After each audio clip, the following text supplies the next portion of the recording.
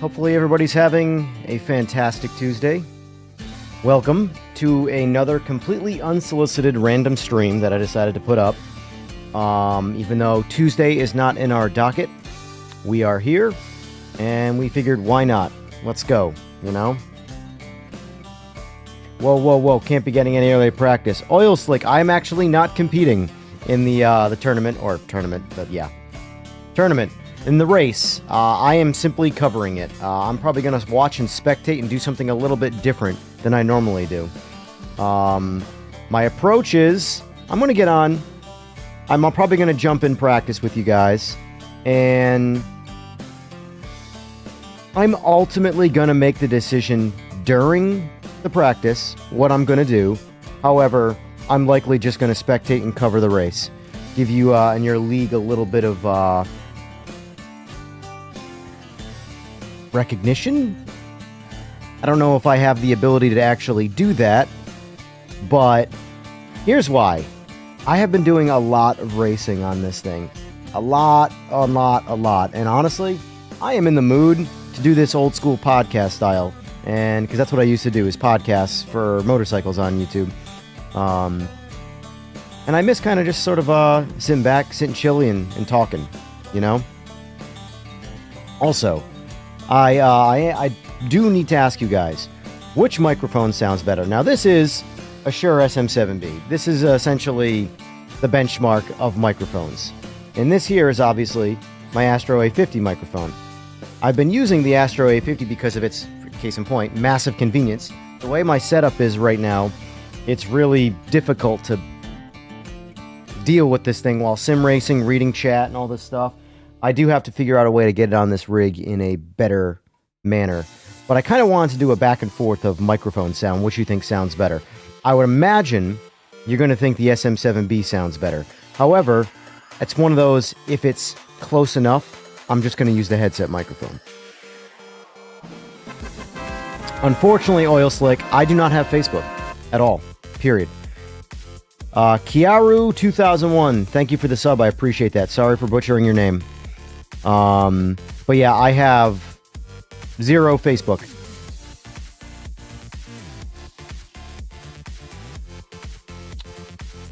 See, the headset doesn't make much difference. So, well, how do you get in the league race? It's, that would be technically, actually ask Oil Slick. Oil Slick's the guy to ask. First of all, Oil Slick, how old are you? Respectfully, you play video games in a league and you prefer to use Facebook instead of Discord.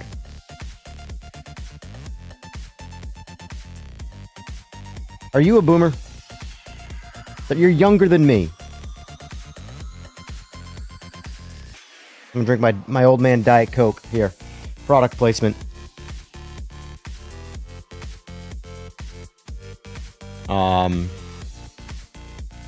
Discord is... I have completely left the Facebook world. Alright, let me, real quick...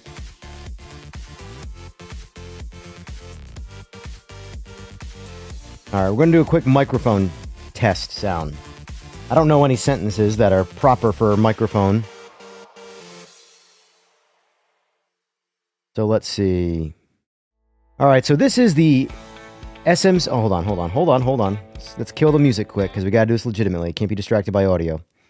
So, this is the Shure SM7B.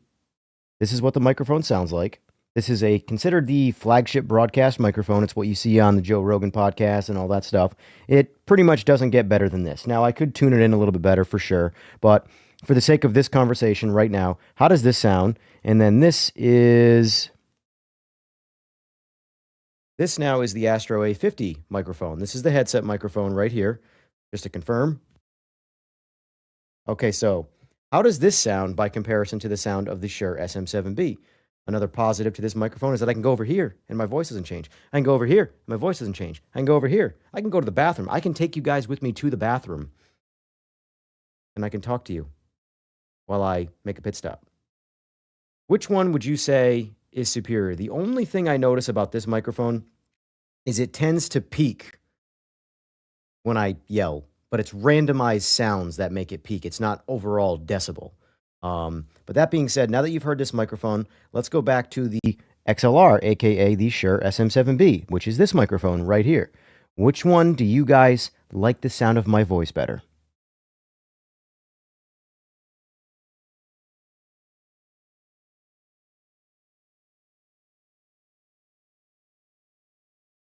Testing, testing. 1, 2, 3. Testing, testing. 1, 2, 3. This is the A50. This is the SM7B. Which one do you like better? SM7B or Astro A50? This is the SM7B. This is the Astro A50.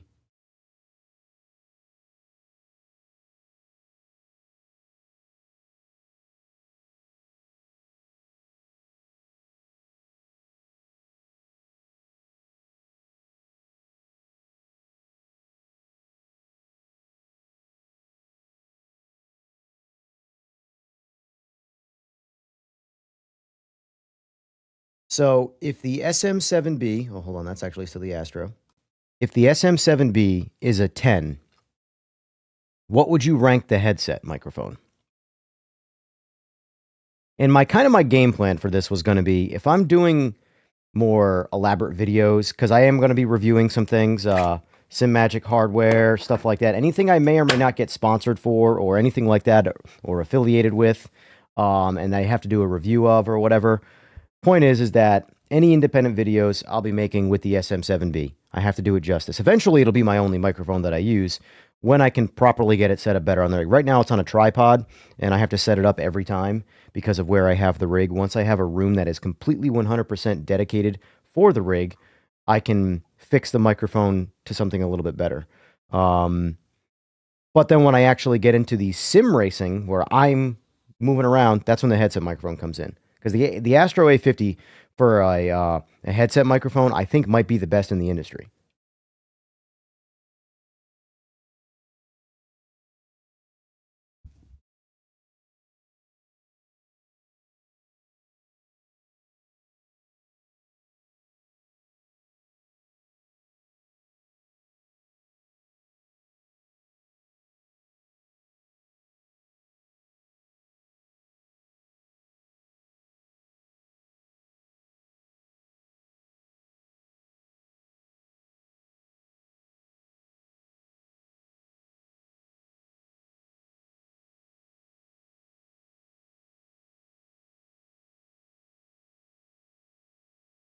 And yeah, no, I know the like the physical differences in terms of like distance and stuff like that with the microphone.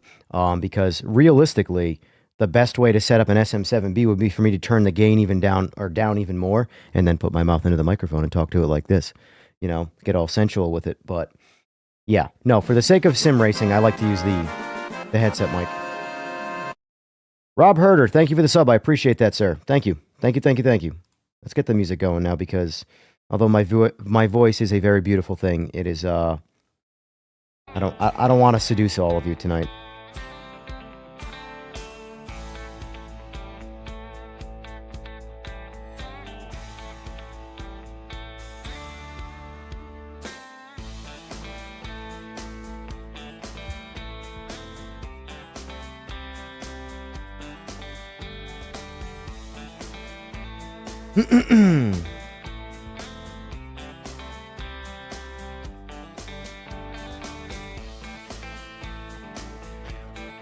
Realistically, all the update this week, if this update comes out this week, is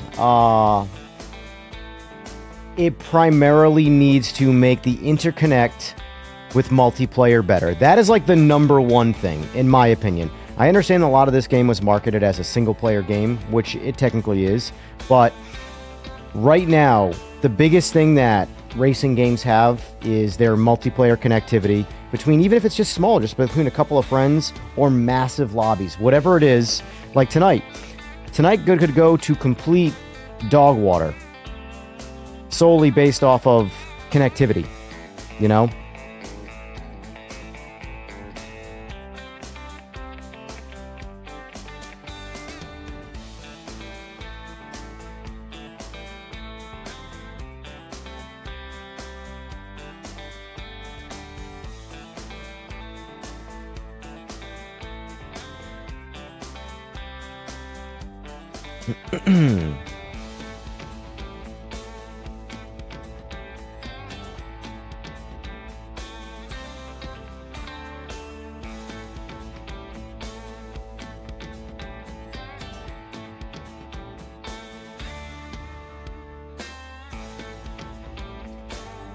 All right, I guess we'll do this for now.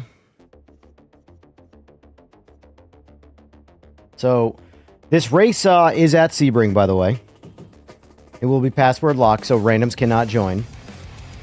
From my understanding, it's a 40-minute race, so longer than I have ever raced in a single race before. That's a lie. I've done hour-long races, but not on the internet with people.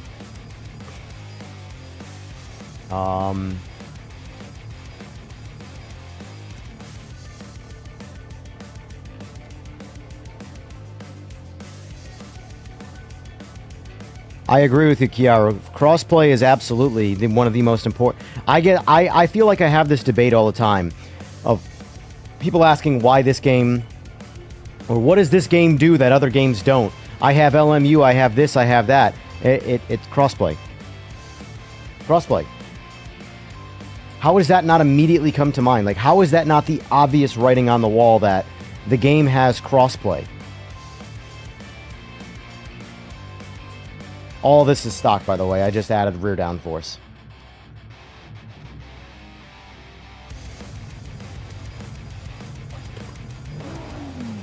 Oh.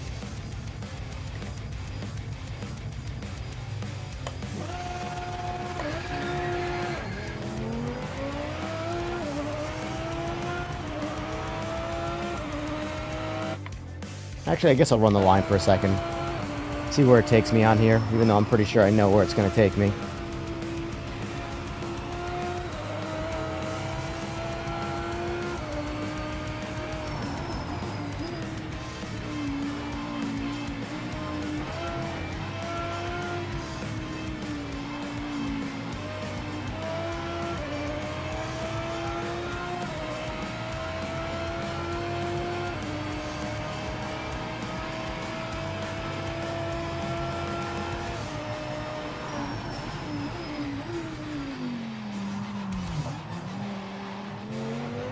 I'm telling you, Ian Bell, he should absolutely, it'd be a win-win. Troll the community by taking all of the Project Motor Racing hittable billboards and put his face on them. It's a win for the community, and he gets to troll. Like right here, this would be an Ian Bell sign right here. Boom.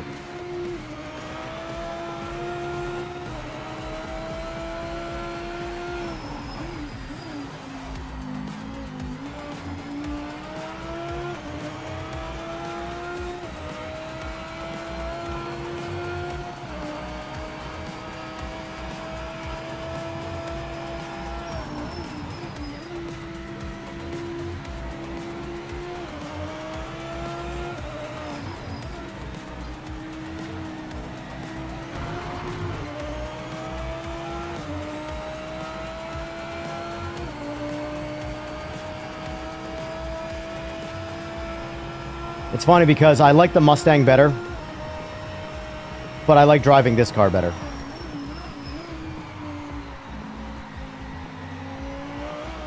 It's just smoother.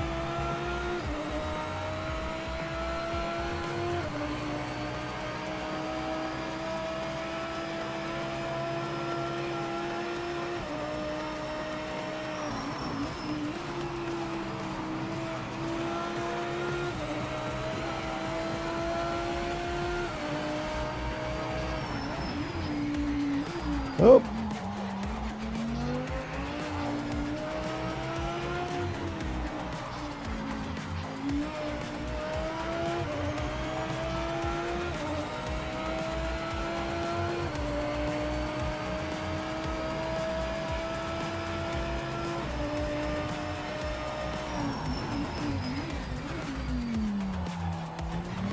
Whoa, hello. Son of a bitch. Guess I gotta do a third lap. Mouse distracted me.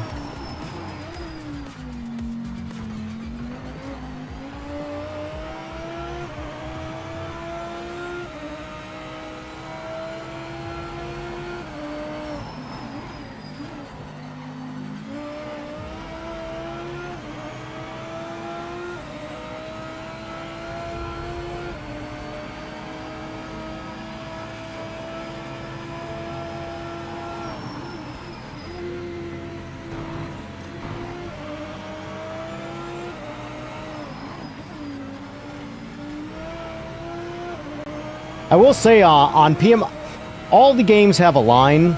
Some of the lines are way better. PMR actually has a really good line. What's going on, Dan? Like AMS2's line is rough. Is rough.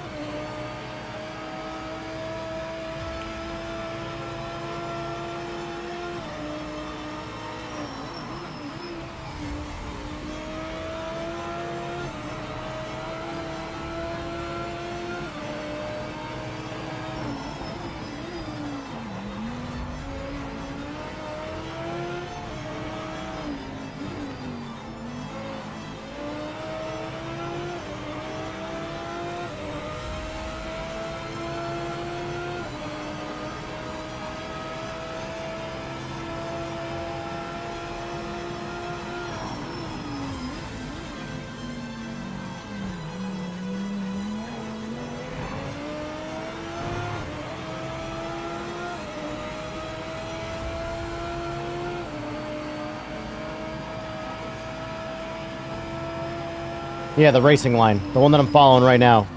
In PMR, it's a lot more dialed in. Braking zones are better. Everything's really good. The one in AMS2 is pretty rough. If you go by the braking zone in AMS2 on the line, it'll tell you to stop 800 years before the actual turn. As far as an assist is concerned, I'm saying. Obviously, most people don't use the line. But I'm saying if you were looking to use a line as a learning tool, the one in this is pretty solid.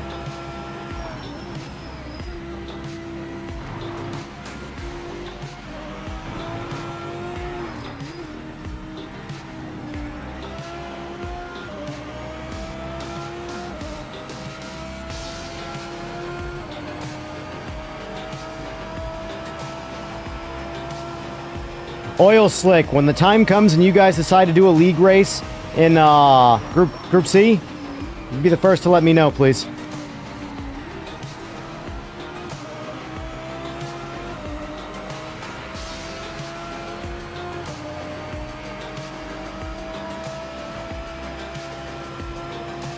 All right, so 2022. Let's remember that number.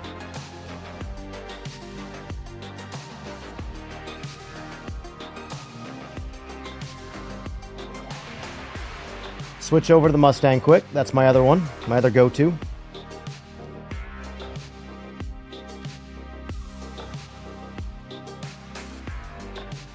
I believe the race starts at 8 p.m. sharp. Or at least the lobby does anyway.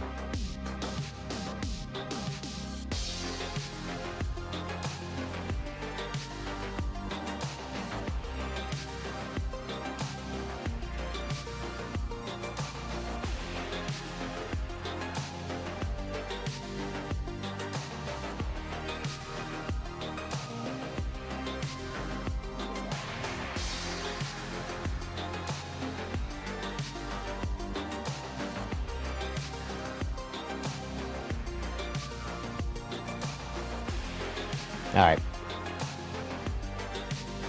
This one we make no changes to. We're just going to run it. These are all default setups, with the exception of, I mean, I would argue that the Audi is basically default as well. I just add it. Sure, whatever it takes, buddy. All right, so 2022. That's our time. First lap's obviously an out lap, so this one's not going to count.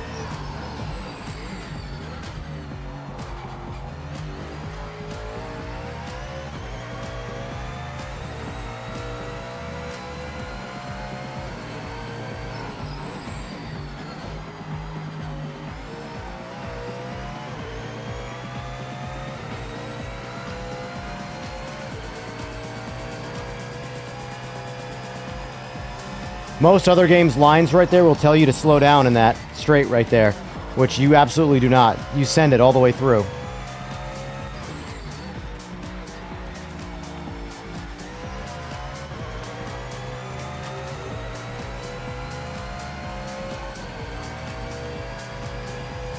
When did I hit track limits right there? I gotta fix this stuff, man.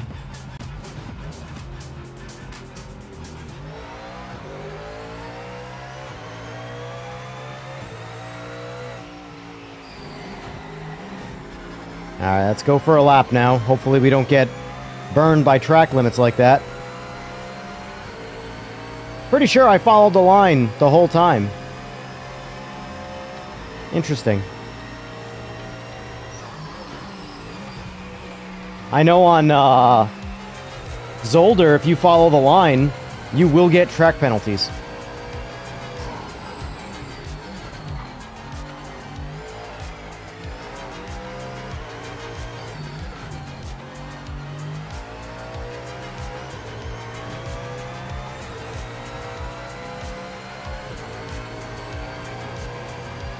So remember, our time to beat is 2022. And we're not going to beat it. We're just going to, you know, do our lap. Because then we got to get out of here. I just hope the lap is clean, that's all. Give us an idea of where we stand, Audi versus Mustang, in default form.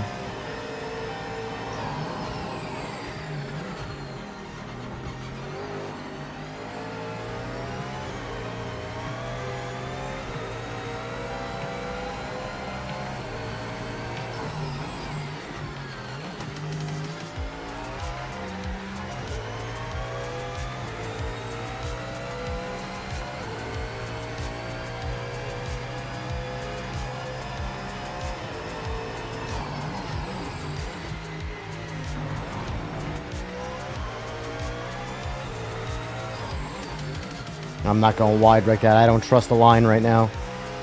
Even though I'm pretty sure it was right there that I got the limit still.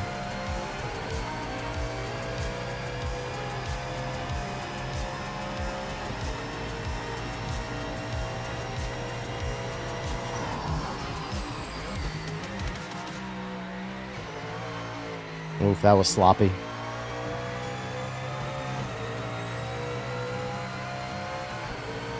Alright, see where we land. 2024. So, pretty consistent, all things considered. 2022 versus 2024. Alright, let's get out of here.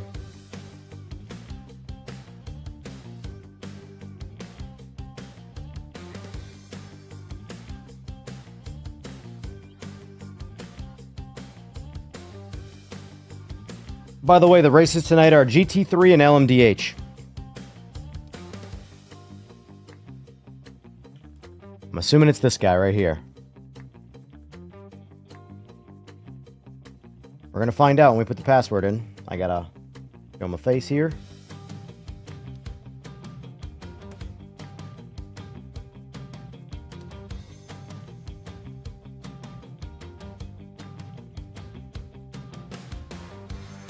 That's the one.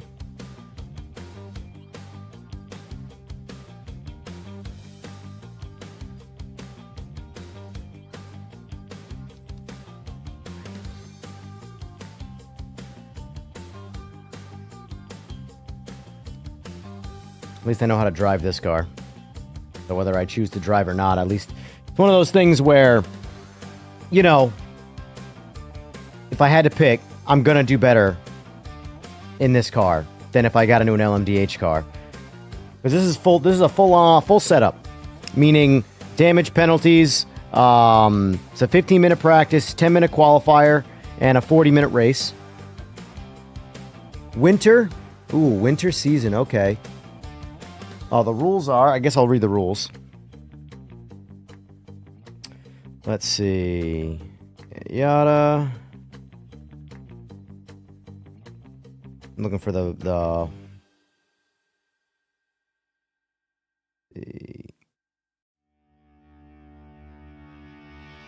40-minute race, 1 mandatory stop for tires and fuel.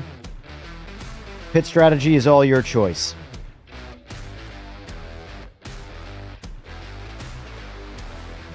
LMDH must pass safely, you know, all the jazz.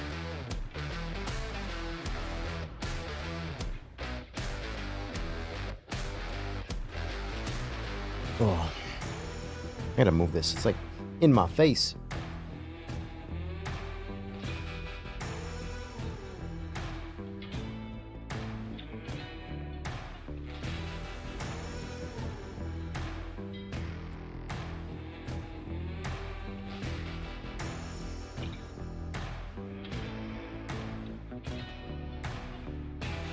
You just saw my my times, didn't you? I went 2022 in the Audi and 2024 in the Mustang, both with default setups, and I'm going to be only running a default setup. Everybody here has a setup car, I guarantee it.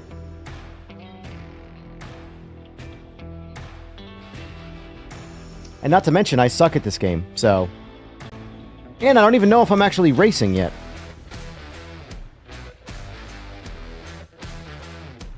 That's why the lobby's called coverage.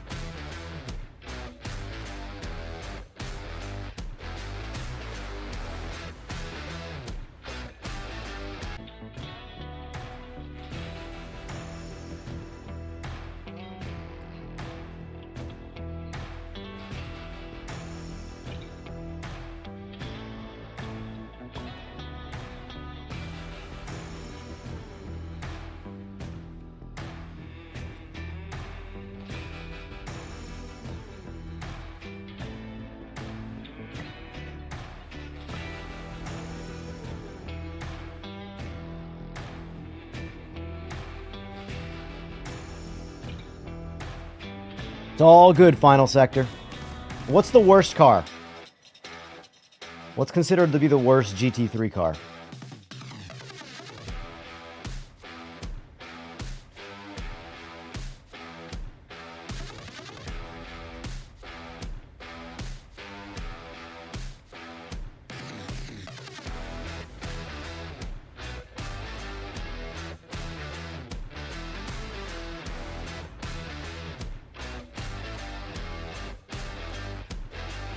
This is not my league or my lobby. I'm just here to hang out and have a good time.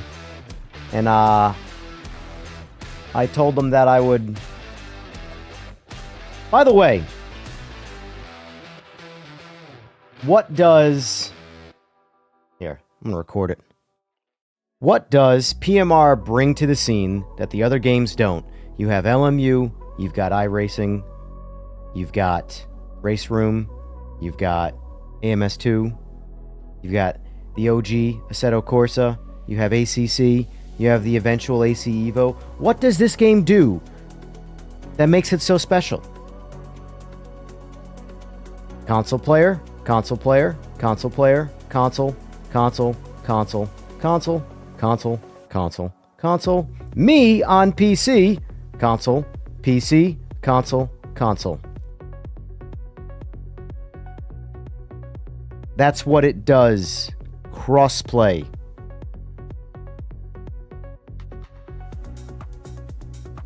That's the number one thing. There's obviously little things here and there it does better, but without doing like a thorough breakdown, I'm sorry, like I don't care how good any of the other Sims are. Most of my... Case in point, look at all of the people on console right now. Do you have any idea how many friends? I have a buddy who has a $5,000 rig, and he plays on PlayStation. He does eventually plan to build a PC, but it's not... He's a bit of a maximist, meaning he's going to build a $5,000 PC too. And he just doesn't want to spend that money right now. But the point is, there are plenty of my friends that have much more affordable rigs that would like to play, but are on console. And half of these amazing Sims, they can't experience.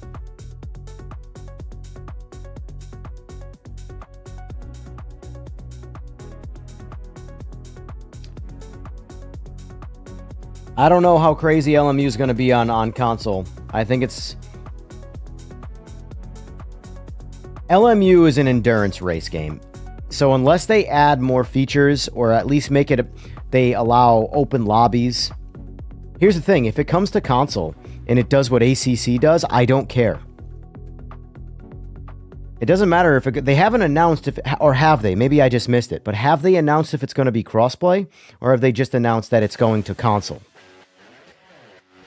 Those are two very different scenarios.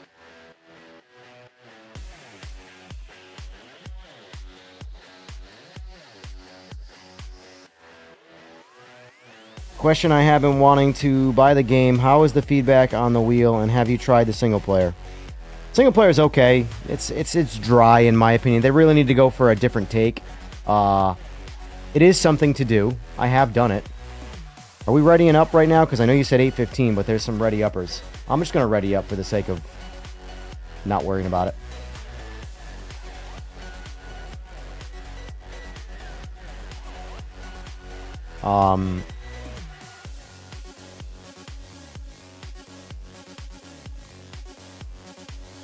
So the Aston's the worst? Alright, if I'm gonna race then, we're gonna make it entertaining. Hopefully I don't crash anybody. That's the ultimate goal here. The ultimate goal is to stay out of everybody's way. Which one though? 2024 or the 2022? It's the 2022 one that's the worst one, correct? Yeah, the not doing player to player as an option is a real drag in my opinion. Because if you have to rent a server, that's egregious iRacing nonsense, and I'm good. I'm good. I'll never do it.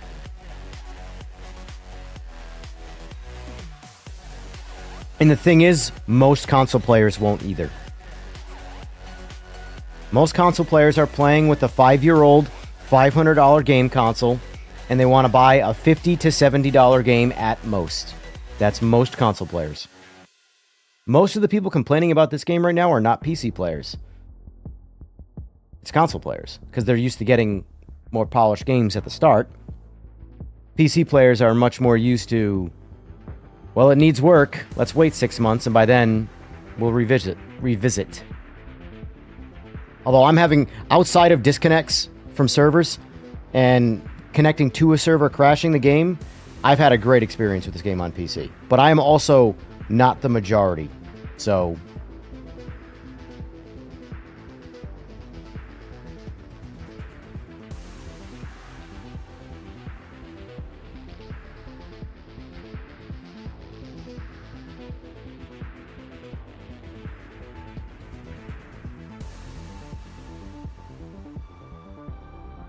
I'm not saying you can't have servers like that, Kai. I'm simply saying not having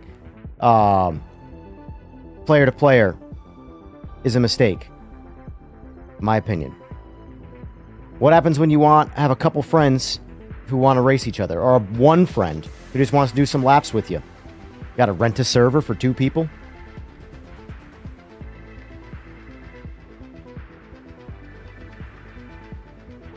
Just saying. I have iRacing, and I have money in the bank in iRacing just to host a lobby.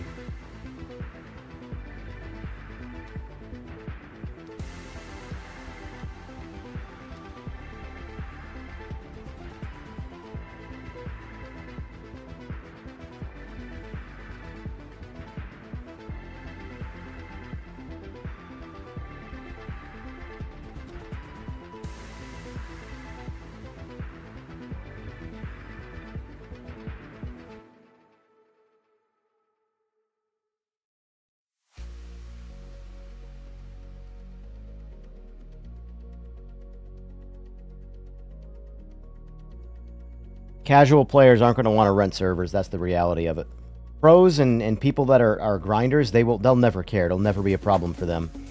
But I'm looking at everything from the standpoint of making money. And if you don't cater at least some features to the casual, you're going to lose a lot of money. Why do you think Gran Turismo 7, why do you think Forza Horizon, they crush the rest of the industry? And they're the most inaccurate arcadey variants of racing. Forza Horizon far more than Gran Turismo 7, but still.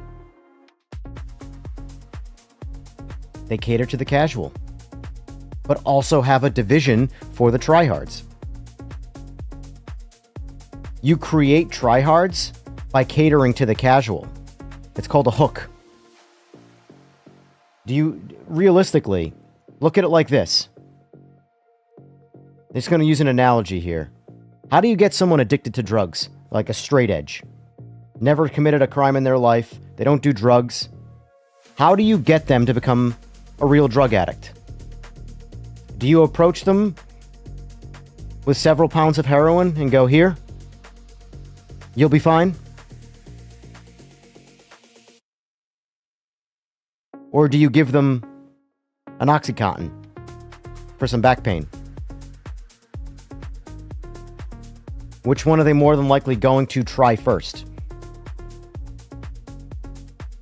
Same thing. Someone who wants to just dabble around in racing, you might eventually get them to be a die-hard, full-blown sim racer. But you're not going to... Like, all of my friends would look at my rig, they would look at my computer, and they look at all the money I've spent on video games that are racing, and they would go, I'm good. I don't have that kind of money. And they just would never do it. Now, give them a PlayStation, give them a G923, give them a peer-to-peer lobby, get them hooked. Slowly turn them into the diehard. That's sales tactics 101. The most basic of salesmanship. You never sell the first-time buyer the top-tier model. You know?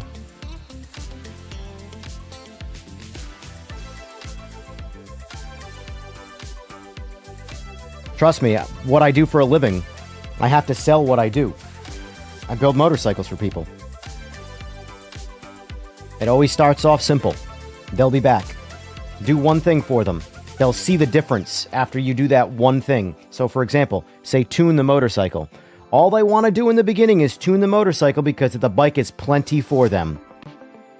All you have to do is do that. They get the result. They see how much better it is. Take them racing. When they get their absolute ass kicked, they come back for more every time.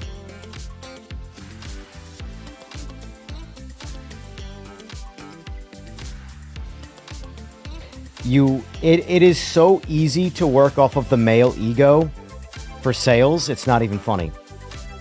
Women, it's a lot harder to do. Women don't have the egos that men have. Men, super, super, super easy to prey on their ego. That's life. And if that, unfortunately, makes anybody mad, well, that's because of your ego.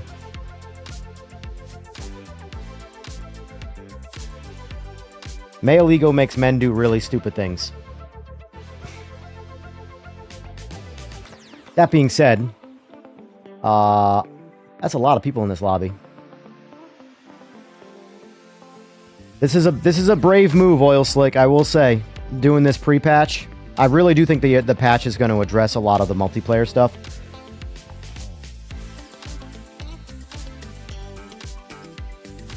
Let's see, what did Dan say? I missed some stuff.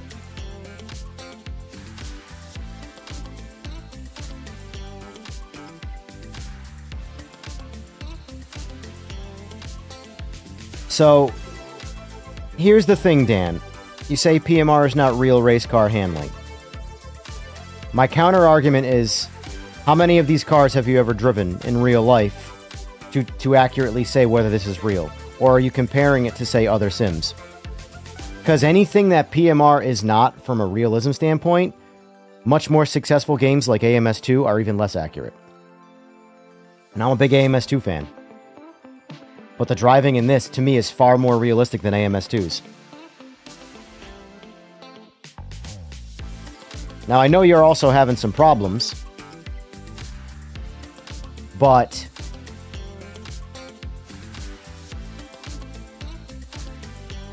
I can tell you, from someone who spent a lifetime racing real things in real life,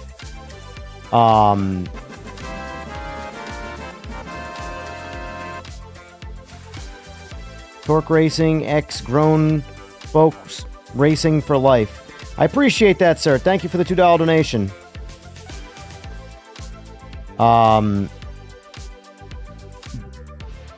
But, like, for example, I constantly harp on iRacing's tire model. Because I come from the world... I can't even tell you how much money and time I've spent understanding tires to tell you that nothing about iRacing's tire model is correct. Yet, that is like the go-to realism sim that people like to talk about. You know? You have no idea how much more grip real tires have than what iRacing is trying to tell you that they have. iRacing's tire physics are there for the sake of creating difficulty to create a skill gap, to create a game, to create a challenge. But it is not based off realism. But people like to convince themselves that it is. There's a lot to iRacing that is very real if you're going towards realism. It's just not the tires.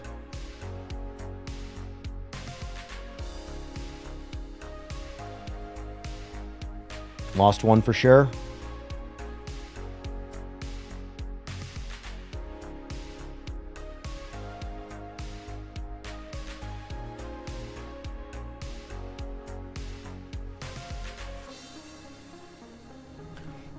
The thing is, Kai, what makes it an arcade game that isn't an arcade game about iRacing? Like, what is the arcade thing? Is it difficulty? Alright, let's see if I actually... Because here's where my game... by the way, I reinstalled the folder that affects the issues that I was having the past couple days with the black screen and the twisting wheel.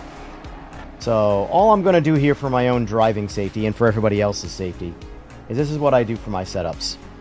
Max out the rear wing angle for a little bit more downforce. We are in winter time. I'm going to switch up to softs. I think that's probably a mistake. But it's the winter. But it's also Sebring.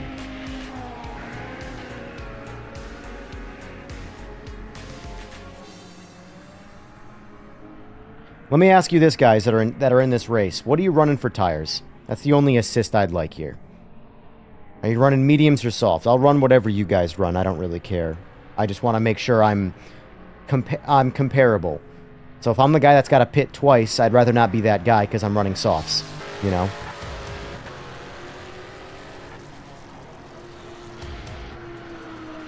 What's going on, Furfer?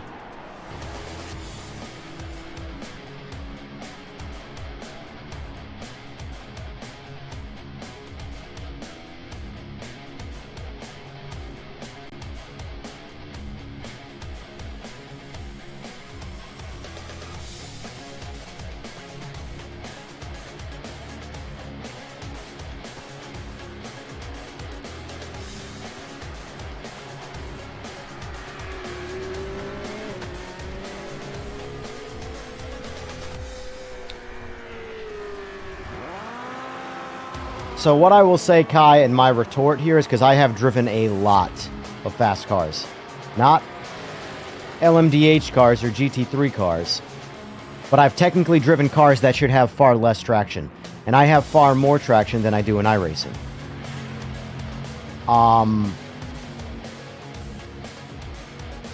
There are realism things that this game does that I think iRacing does horribly, and vice versa. Now you could argue very much so that the quality of the racing is better than iRacing. I absolutely would agree on that. It's an established 18-year-old game. It better be, you know? But here we go. This is the part here that if I crash, I'm going to crash right here when I click drive. All right, we made it. We're good.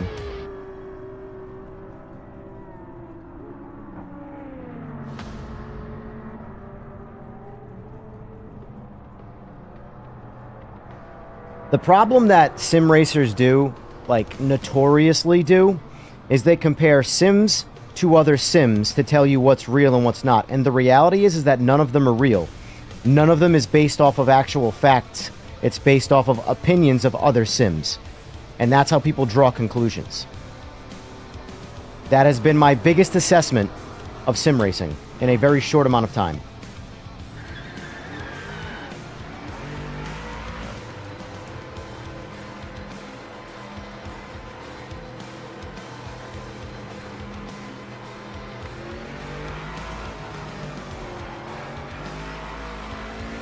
I gotta turn the line off.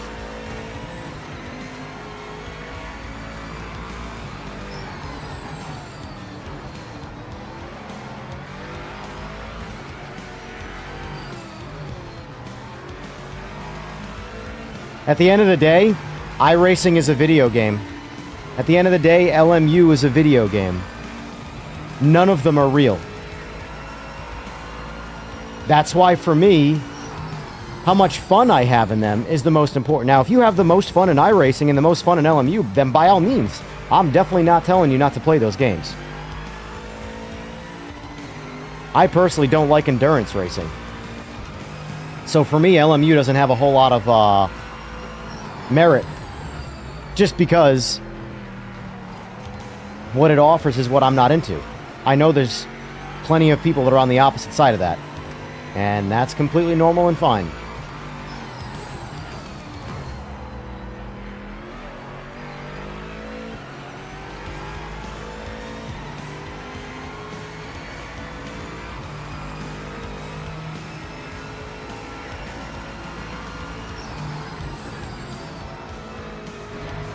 But I also think it's disingenuous to compare this game to iRacing from like a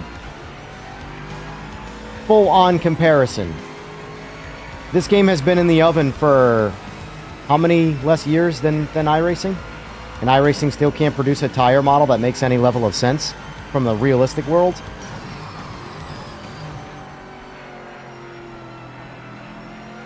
Super hot take. I think Rennsport's tire model is closer to realism than iRacing. Yep, I said it. Sue me.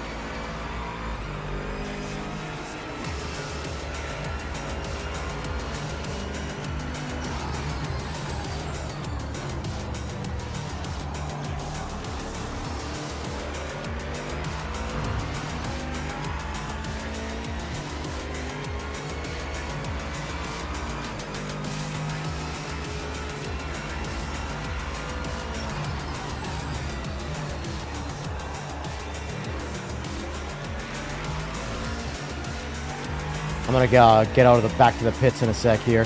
Just get out of his way. Oh no, not the wrong, no. Return to pit. Thank you. I can do this.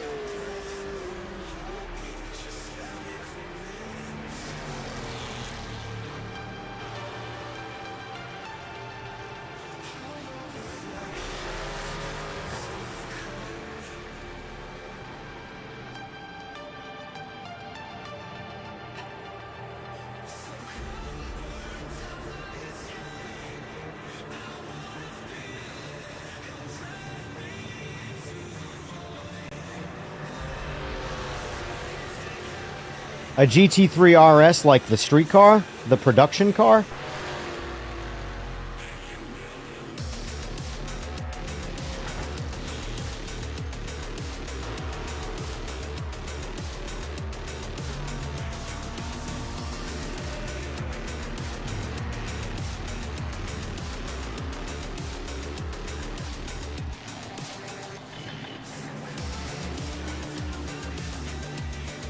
And I didn't say iRacing was dead accurate. I said it's more accurate than iRacing.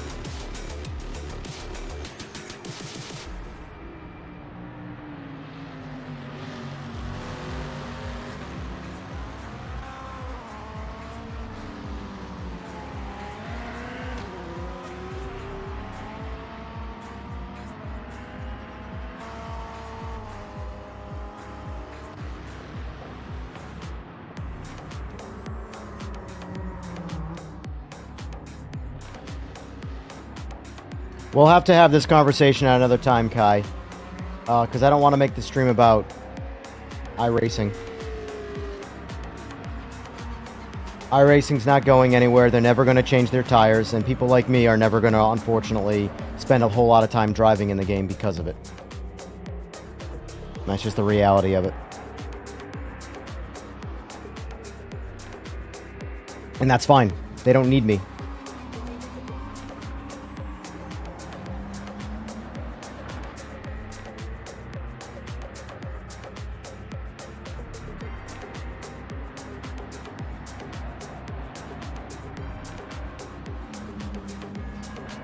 Is that the one that's coming out on PlayStation?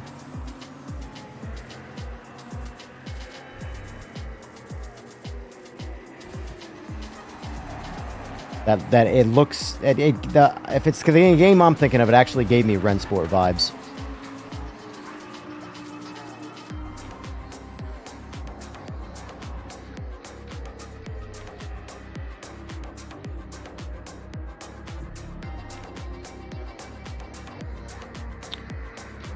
I have to let you into the Discord. It doesn't just join. It isn't just free to join. Let me see.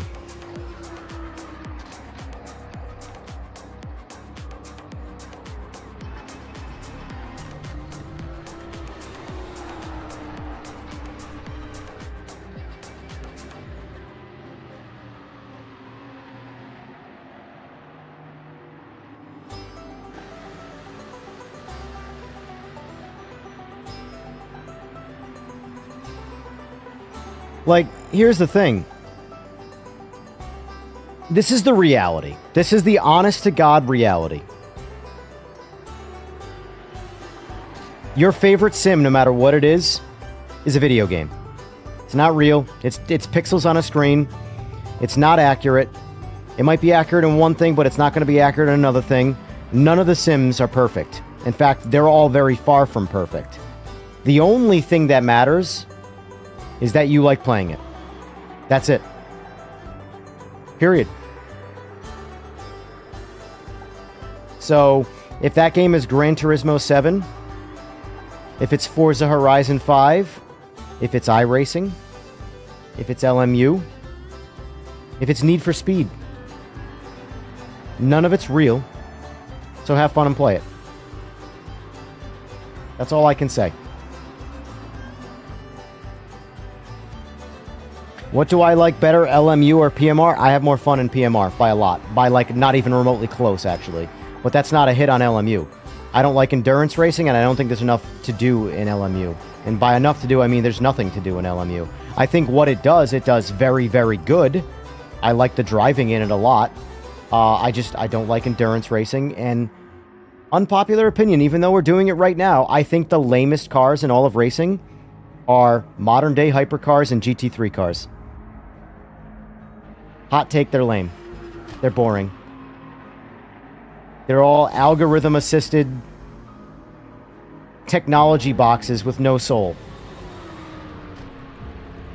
They're AI before it was cool to call it AI.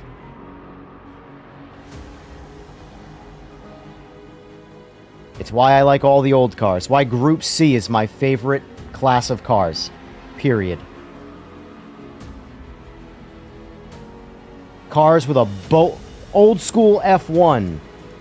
The Senna years. Crushes modern F1. Not even close. Not even close.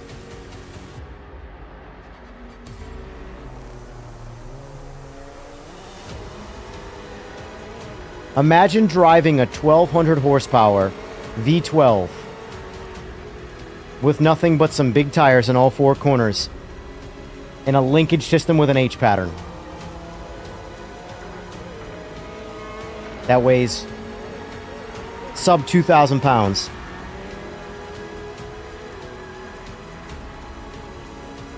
That's racing. Up, up.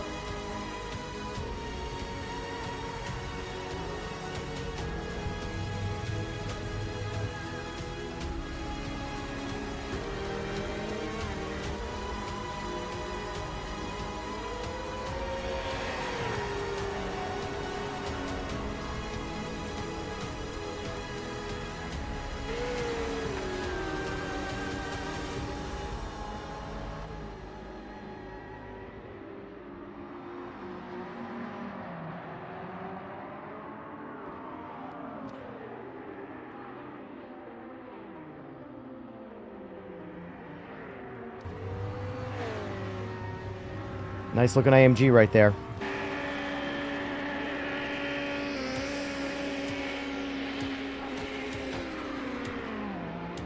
So Oil Slick comes in at a 146.0. Sprint Racer so far is 147.9. Matty Ice coming in at 148.7. Free Tony coming in at 149.2. Benito Mussolini, 154. 150.4. A Vilovo, 154.0. Bad Kitty, 158.9. Final Sector, 159.6. Debunk, 200. CPA, 200.2. Dr. Grease, 2004. Everburn, 2005. T-Sizzle, 2006. Poopy McPants, 201.0. Thanks for the name. Spivey CV, 201.4. Comacopa, 201.8. J4YD4WG85, 203.6. Randy Biz, 204.7. And me, who didn't qualify. I prefer to be last on the grid. I'm here to watch.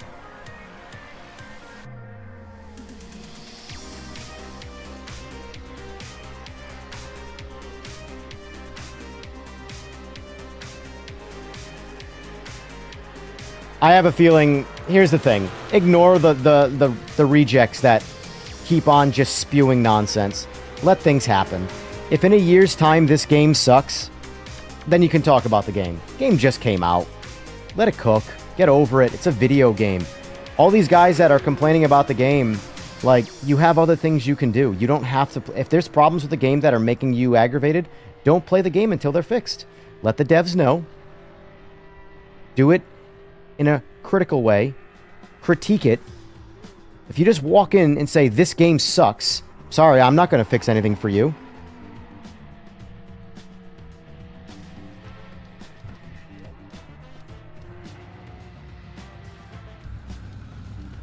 Alright, I'm going to go to the bathroom quick. Oh, this was practice too, wasn't it? Doesn't even matter for quali. I think this game has a promising future. I don't give a shit what any Steam counter or any influencer tells me otherwise. I like to think for myself. I like to consider myself to be a critical thinker. I think the game's going to do fine in some time.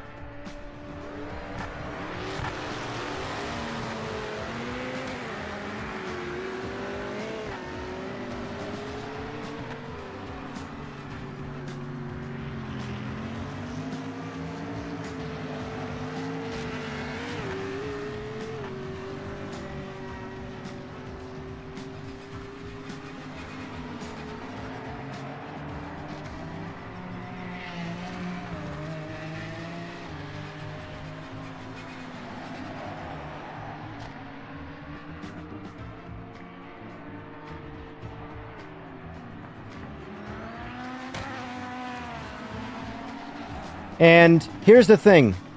If this game doesn't do well, and I'm wrong, then I'm wrong and the game doesn't do well, and that's the end of the problem. We just don't play the game, and it's just one more game in the world that didn't make it. Nothing's going to happen to anybody. And I'd make the argument that if the $70 to $100 you spent on the game was wasted, and it really weighs on you, then you shouldn't have spent the money in the first place because you weren't ready to spend that kind of money. That's really the reality of it. No one likes to lose money, but at the same time, how many times do you have to complain about the potential loss of $100 before you feel it's justified that you've complained enough about losing that $100? How many of you are adults that have ever been to a casino? You go to the casino with plans to lose at least $100. Or you don't go because you can't lose the money, so you don't take that chance. Well, that's what buying a video game is. You never know a video game is going to be fantastic until it's fantastic. If you pre-ordered the game and are mad it's not good, that's on you. You don't pre-order games, period. How many times do you have to get beaten over the head that you don't ever pre-order things? That being said, I pre-ordered this game, and I don't regret it. In fact, 3 weeks ago, I bought it on PS5. I bought it twice, in its current state. I guess I'm going to do one qualifying lap. I'm not sure. I actually want to place last on the grid here. Andre, thank you for the sub. I appreciate that. Get my mouse out of the way. I still have not turned the line off. Oh well, it is what it is. At least the line's good anyway.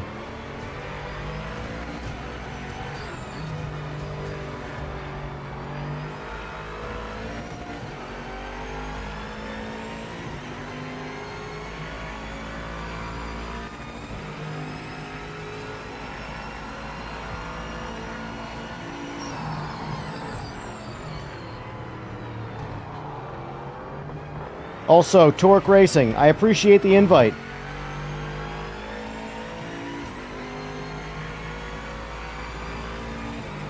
I do plan on eventually starting my own league, and I really wanted to use this game in the league. The league's not going to be specific to one game.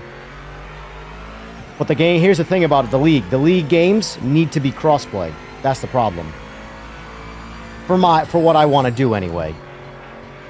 You know, I can obviously stick to just PC games, but I'm trying to think of ways to stand out from the crowd that are a bit different. I'm putting a lot of my stakes in crossplay because I think crossplay is the genuine future.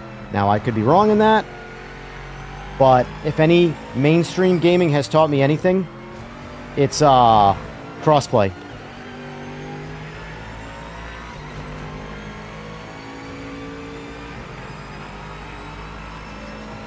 And that's the thing, too. People shouldn't have a problem waiting. I used the conversation in the Discord today where it was like, what's the difference between spending $100 right now and waiting, or waiting 6 months and then spending $100? There's literally no difference. You're in the exact same situation. So either live with the growing pains of a new game and play it as it grows, or just wait until it's good to go. But like, getting mad about it just doesn't make sense to me, especially when you're on PC and you have so many other things you can do. Console players, I can understand a little bit more about the complaints, because you don't have much. And you're also used to getting games that are dialed in on day one. It's rare that console games come out problematic. But it does happen, and this one isn't the first. Whoa, little... missed that one.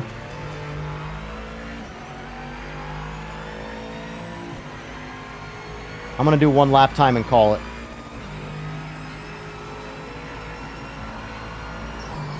I gotta get Simagic to fix the telemetry.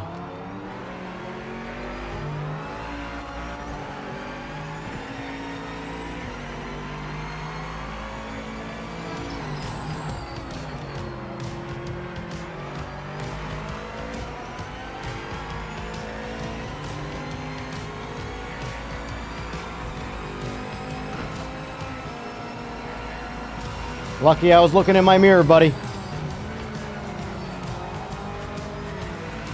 Oh boy. You are having a rough day, aren't you?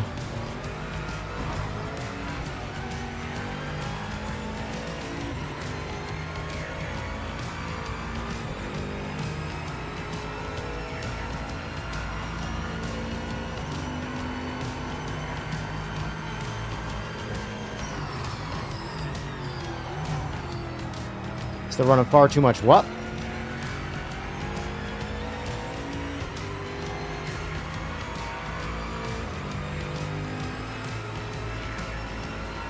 $2037. That's all I'm gonna do.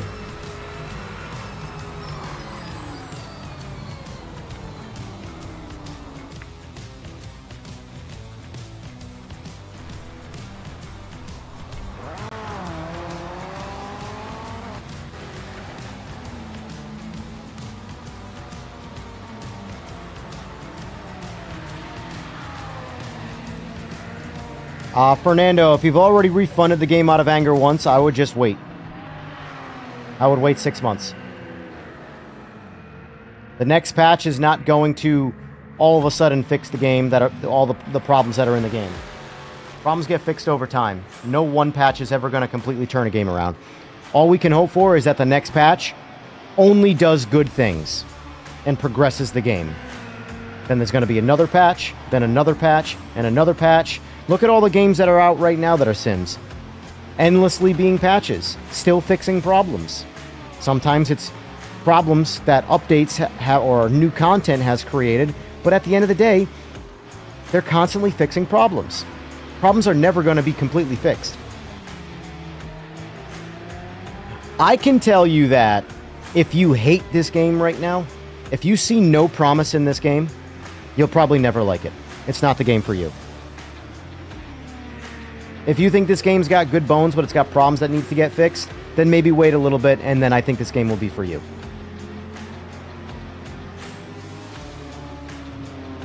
Because I have a lot of fun with this game. A lot of fun. And it's problematic. But as long as the only way this game gets completely shortchanged and screwed, and its customer base gets screwed, is if leadership pulls the plug, and then they abandon the game. But you know what you can't do in LMU, by the way? Hit signs. Like that just happened. Can't hit cones. Maybe I shouldn't say the cones. Might be able to hit some cones. You can tell guys are really pushing it and qualifying.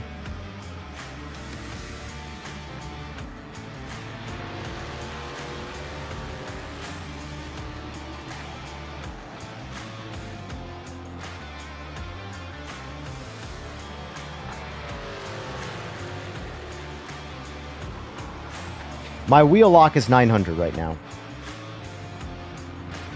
That's the reality of it. The wheel will turn and turn, and the wheels will stop turning on the car before this wheel locks.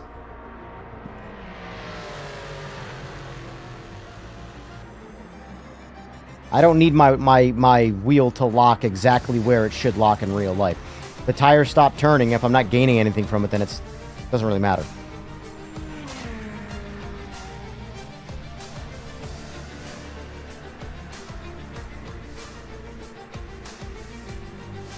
And you can change the steering racks in the game. Everything's adjustable, so as long as my wheel animation is 1-to-1, I stop caring from that point forward, and I just get used to things. Race Room is way worse. Race Room is a mess. None of the every single car in Race Room I have to change on the wheelbase my ratio.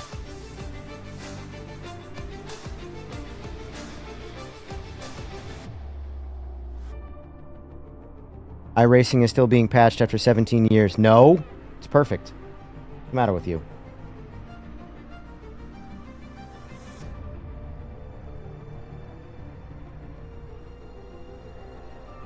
Fernando, are you on PC or console?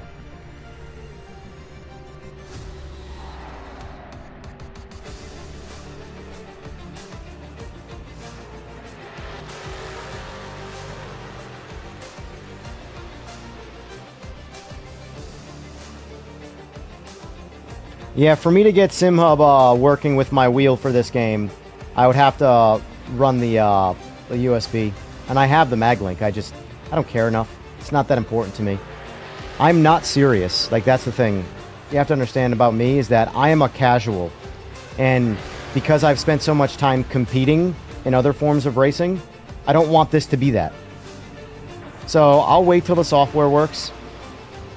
I'm patient. I'm fine. I think that's everyone. Oh, whoop, whoop, we got one. Go get him, Everburn.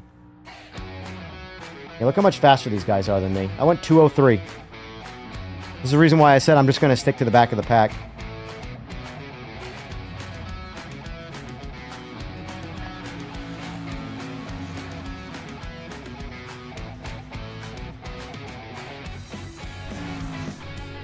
Streetcars and motorcycles.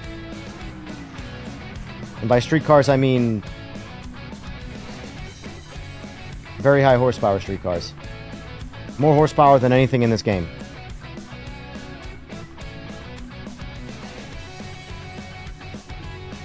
That's why when I talk about how the Group C cars are kind of all over the road, even in a straight line, that's a symptom of a lot of horsepower and a lot of traction at the same time. Right around the 700 to 800 horsepower mark, even in a straight line with a really good chassis, cars are really, really, really hard to get them to stay planted and go straight. They have this little, like, they're holding on for dear life. In a sanctioned race, just motorcycle straight line stuff.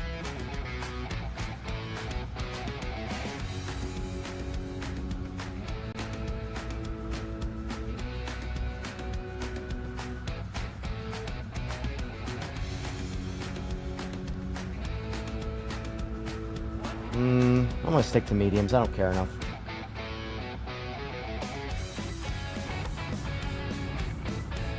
Hey, I didn't qualify last. Sorry, Randy. Not to put you on blast or anything.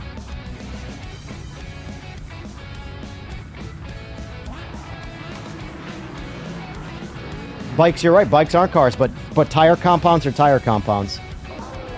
I don't know how that discredits me, by the way.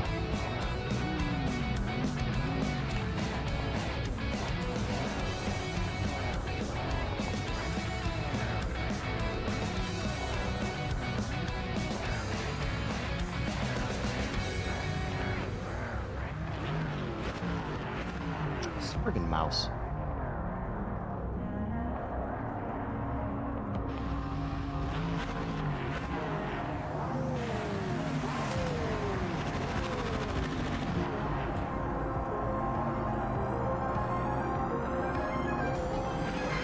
I don't understand the point you're trying to make right now. Okay. That's happening. What was that? Evo Vivu.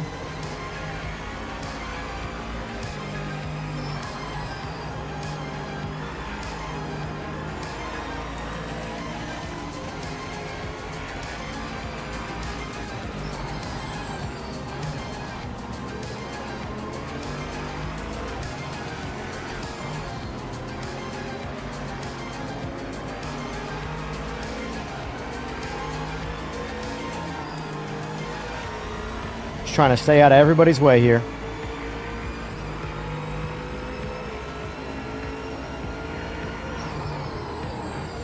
Whoa, playing dodgeball.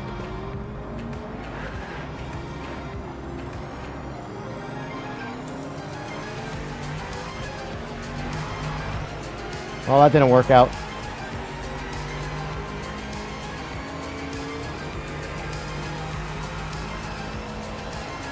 That was a lot of brake and a lot of not stopping.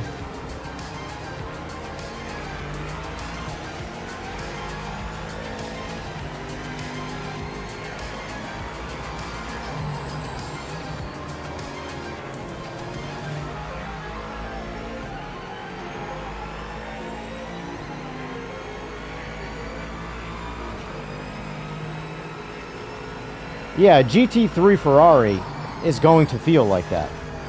It's low horsepower, maximum grip, and it's a heavier car. Making things lighter doesn't make them handle better. It makes them faster. One of the hardest things to do is get something really, really light and make it make a lot of horsepower and get it to go down the road. GT3s are like autopilot by comparison.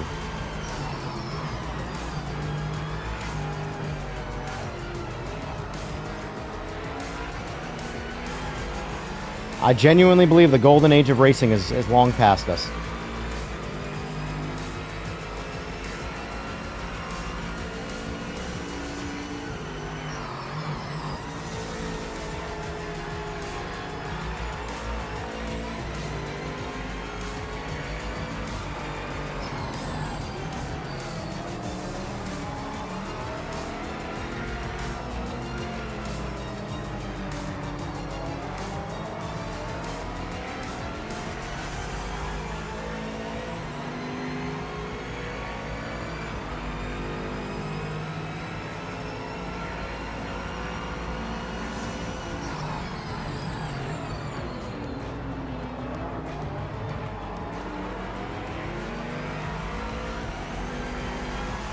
Who did I hit in that first lap?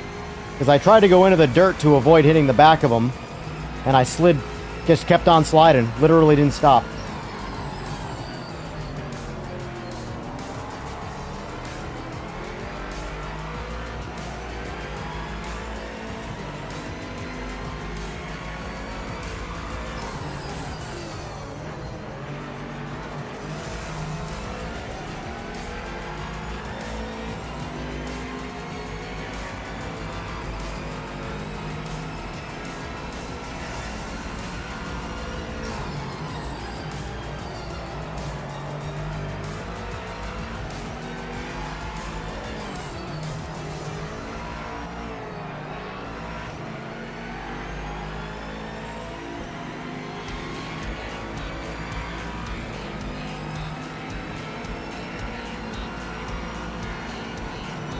Yeah, I have no complaints about the way this car drives. I'm just slow.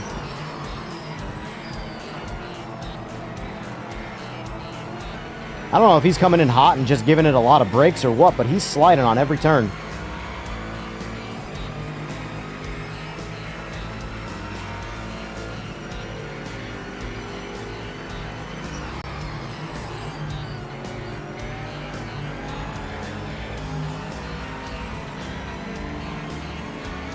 I really don't know where the inside track limit is right there. That didn't, to me, it was not a track limit, but I guess it is. I don't know. I don't know Sebring all that well, so I'm not going to pretend like I did or did not do wrong right there. I'd have to go back and watch the footage.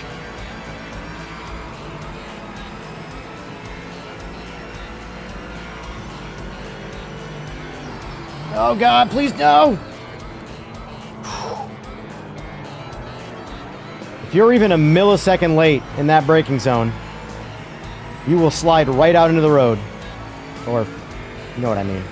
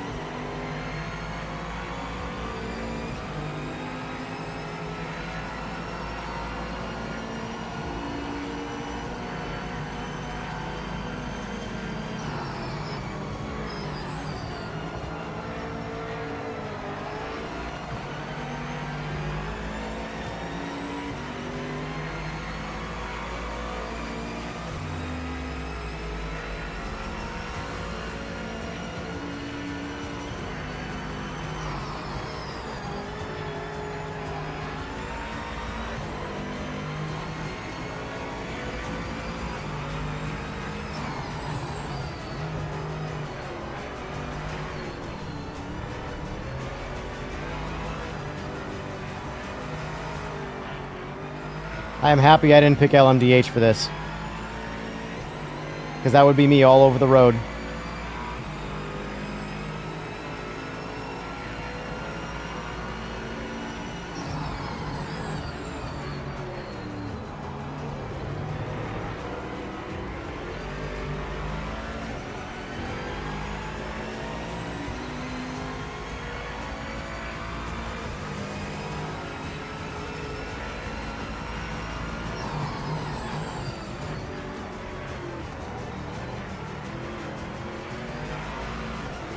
And my point to reference some of the tires when it comes to like street cars that I've been involved with or had, I shouldn't have more grip in a street car than the games are trying to tell me I have in a race car.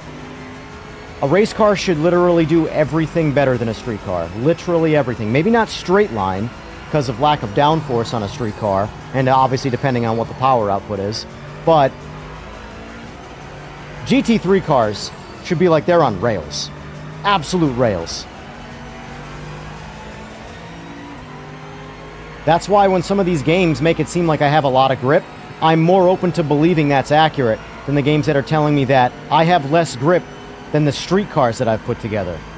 That's the part I don't believe, and that's why I struggle with iRacing. iRacing is trying to tell me that I have such little grip, and it's like I've had more grip than this in real life with street cars. And I'm talking, you don't have to go crazy fast in iRacing to make me not believe your tire model. All you gotta do is pull out of the pits and roll into the throttle. That's it. And you've already convinced me that we're running some goofy tires in this.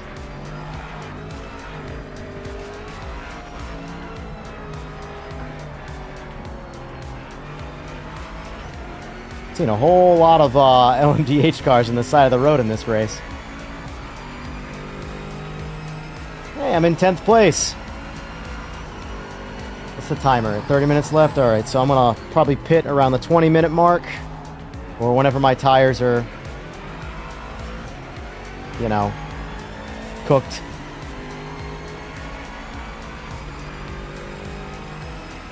I think I'm running a full tank, or whatever the default fuel capacity is. I did not address fuel. I just went into this. Like I said, I'm not a, by my nature, I'm not an endurance racer. I'm a sprint racer.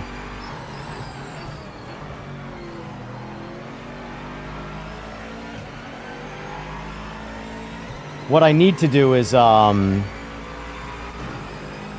out to the salt flats or do something. Because I really want to break my own personal top speed best. and I need some safe roads to do it. I was going to try and do it in South Florida next week, but after someone I know just recently passed away on a bike, I'm kind of good.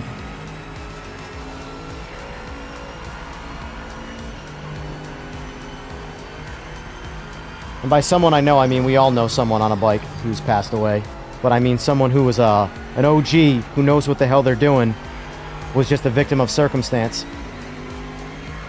Those are the ones that are the hard pill to swallow, when someone isn't doing anything wrong. And it still happens, you know? Because obviously there's a boatload of idiots on motorcycles. Like, there's a lot of them. A lot of them.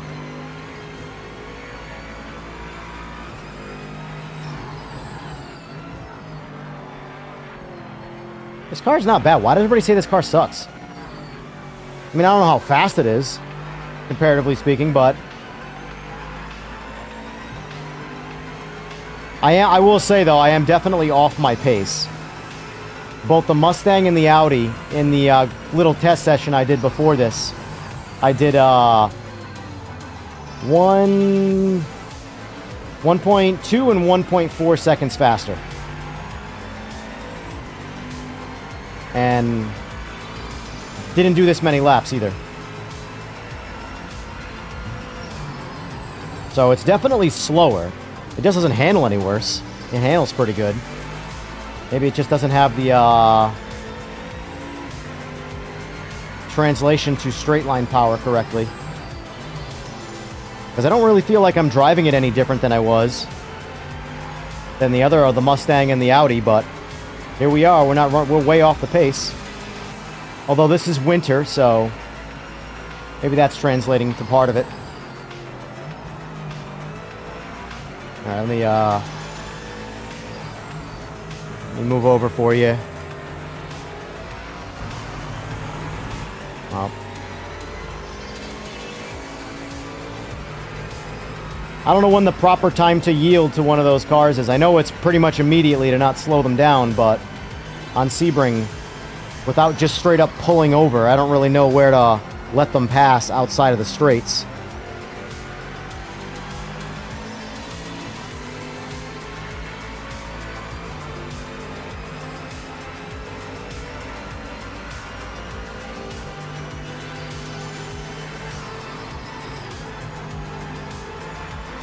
Oh, I'm going to get a track limit, aren't I?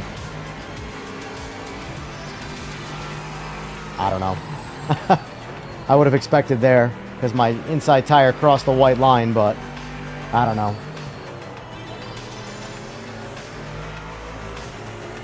We got another yellow.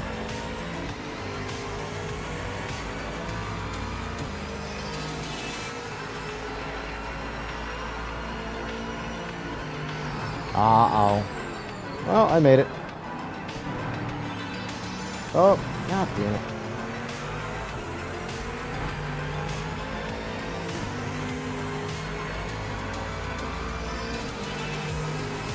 I give up lines relatively easily here. Go, just go. I'm not, like I said, I'm not competitive with this. I don't care enough. Last thing I want to do is slow you down if you're on a mission. I'm just here to have a good time. I wish more people who did this were like that. They just want to have fun. They don't necessarily care about being the fastest guy on the grid.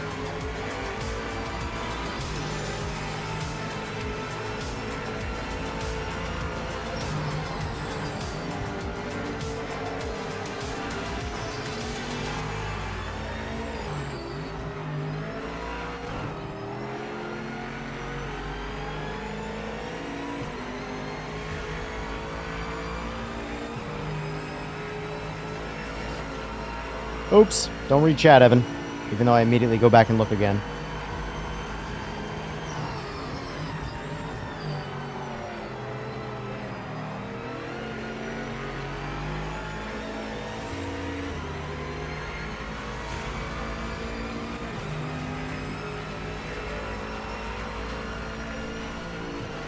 We'll take some of the TC out of it. See how that changes anything. Because I forgot to do that. I usually run these at about TC3. Although I'll be honest with you, they all have a good amount of grip to the point where I really don't notice any real TC differences.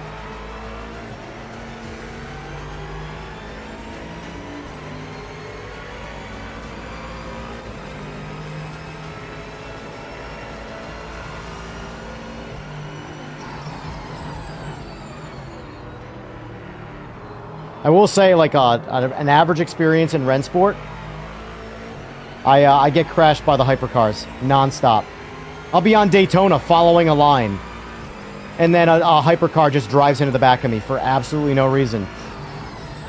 You have all of Daytona to pass me, and you crash into the back of me.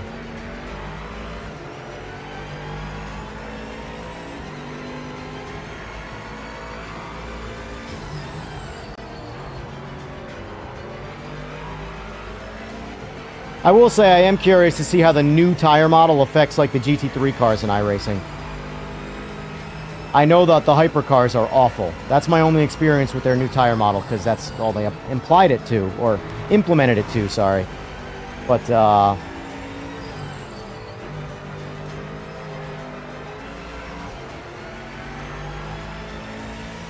in my head, I struggle. Even though I never have and probably never will ever get a chance to drive a modern-day prototype, I just don't believe that that's how bad of traction they actually have.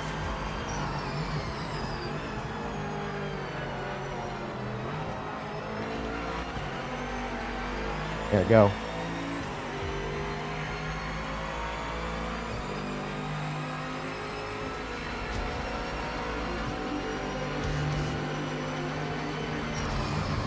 Personally, I think Race Room feels the best with the hypercars. They tell my brain what I would expect that car to do in real life. Whether that's truly accurate or not, none of us know. Truly, none of us know. The only person I would believe is someone who drives a hypercar for a living who is not sanctioned by any of these sims. You know, everybody likes to talk about guys like Daniel Morad who have real-life seasoned GT3 experience, but it's like, this person's not going to talk bad about iRacing, even if they miss the mark completely. He's massively in cahoots with them. When's the last time he got to use the word cahoots? So, you need to find someone with experience and no bias.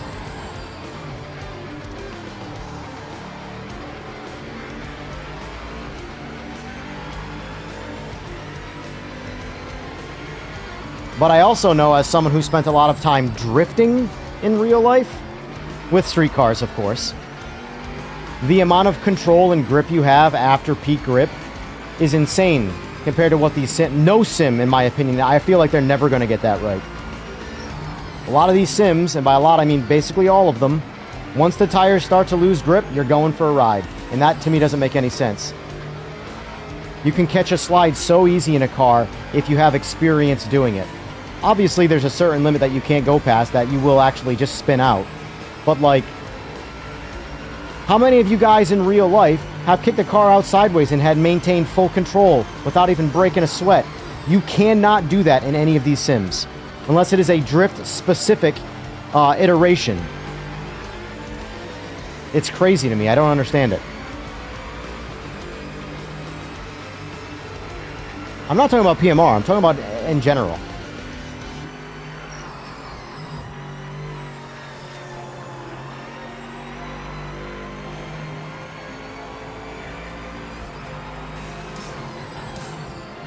Point is that how do you trust someone when they say something you know is false with certainty?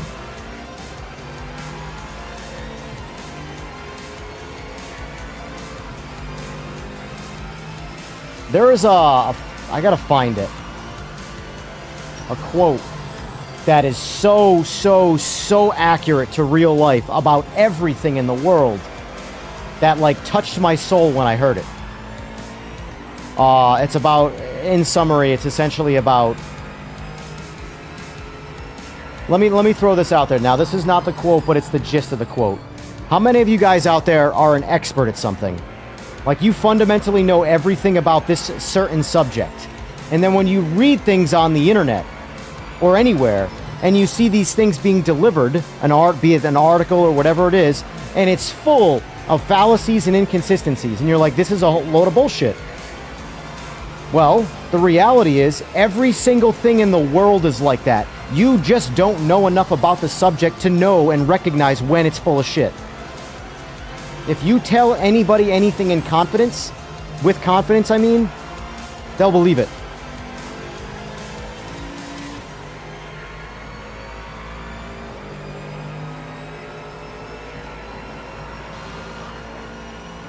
That's why when, again, games like iRacing try and tell me that the tires don't work in this certain scenario, I'm like, you're full of shit. I have 15 years of trying to keep my tires from getting too hot, not getting them warm enough. In my experience in life, it's a lot harder to keep your tires from overheating than it is from getting them warm. And that's cars, bikes, you name it, it doesn't matter.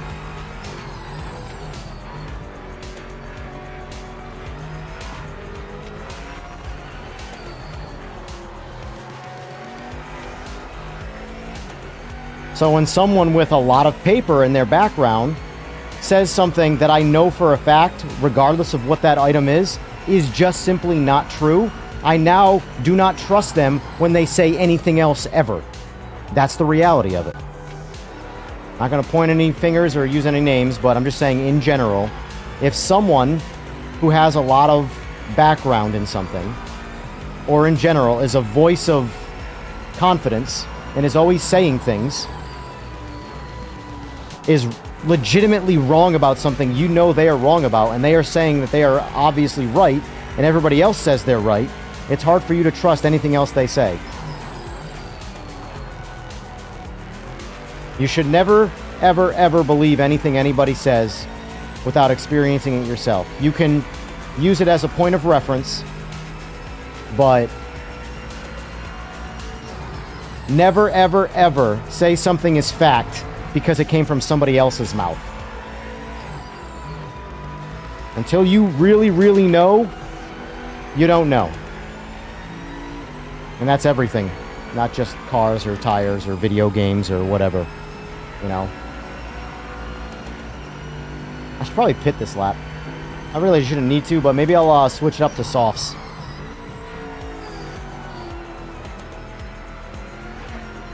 Ouch!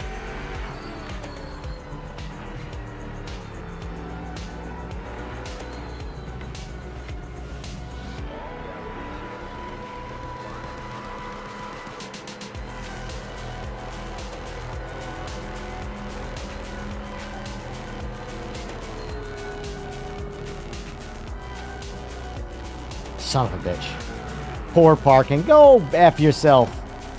Poor parking. Oh, I didn't pick my tire compound. Oh well. Mediums it is.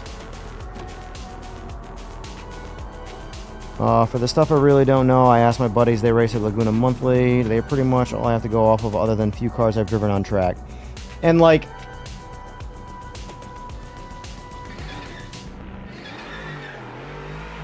I guess I didn't get tires? Wait, so what was the...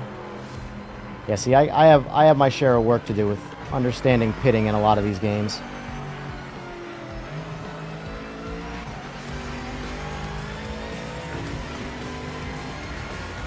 Like, I really don't have my menu stuff set up. So, like, I don't know why it didn't change my tires. But I've also put in zero effort into looking into that, so...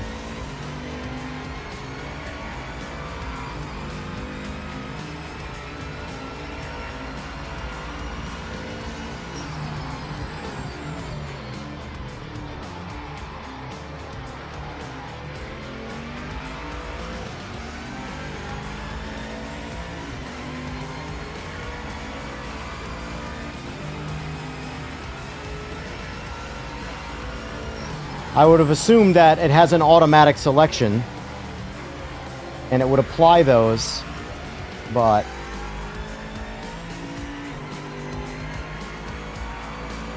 I guess not. I know Race Room, I learned the hard way. I didn't have a button bound to select.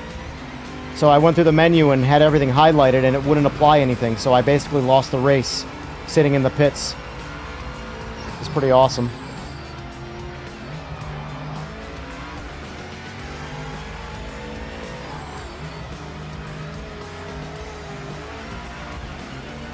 I might pit again just to try and change my tires because I'd be honest with you, I truthfully am not too worried about the results of the race.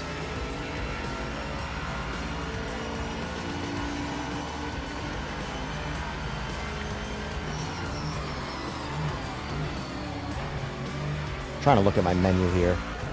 You know what? I don't even care about the race. I truly don't. Let's figure out the game.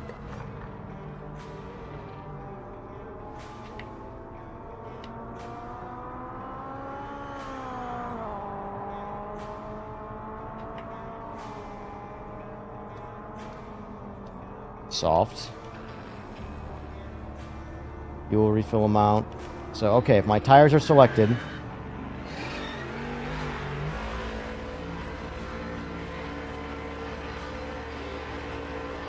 I wouldn't know if it's necessarily broken or I'm just missing something. That's the problem with a lot of these sims.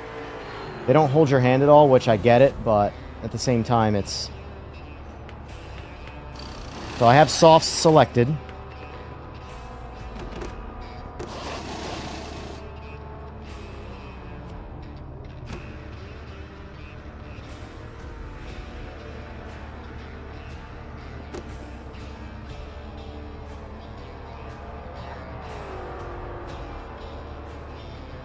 Alright, now my tires are on. Yeah, auto doesn't do anything.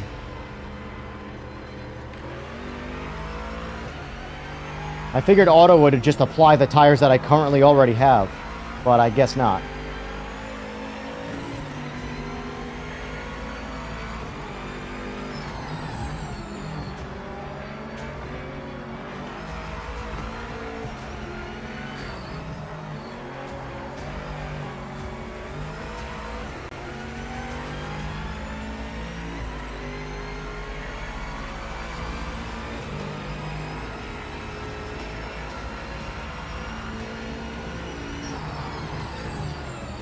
Maybe I'll do some casual lobbies after this race if these guys are all done. I don't know if they have plans post this race.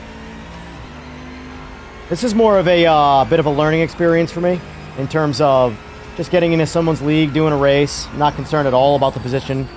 It counts for virtually nothing. But yeah, I can see my tires are already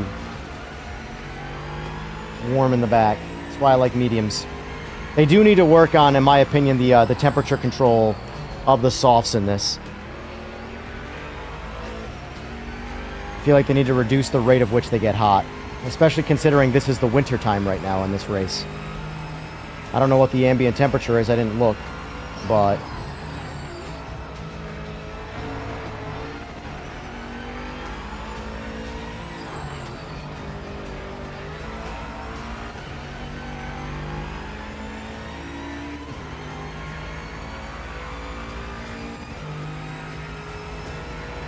Yeah, I don't blame you, Josh.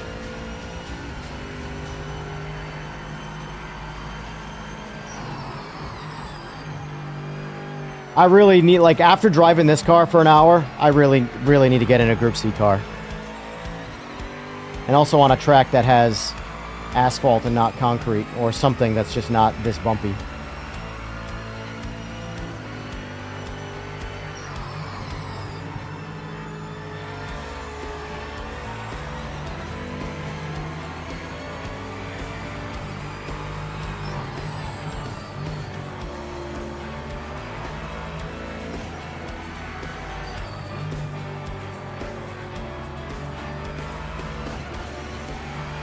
And by the way, I don't at all disagree with iRacing, their tire model, when the tires are warm. So don't get it mistaken. It's simply getting what the cold tires, or what they consider to be cold tires, and how hard it is to get the tires warm. That's where I question reality when I play it. GT3 cars feel fantastic in that game when the tires are warm.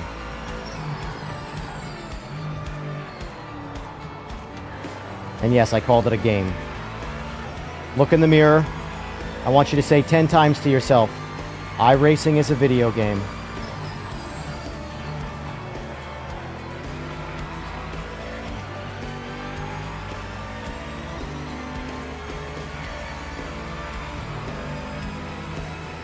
Yeah, I don't want to waste my time with ranked in this yet. I want them to fix the track limits and stuff like that before I dive into any potential ranked play.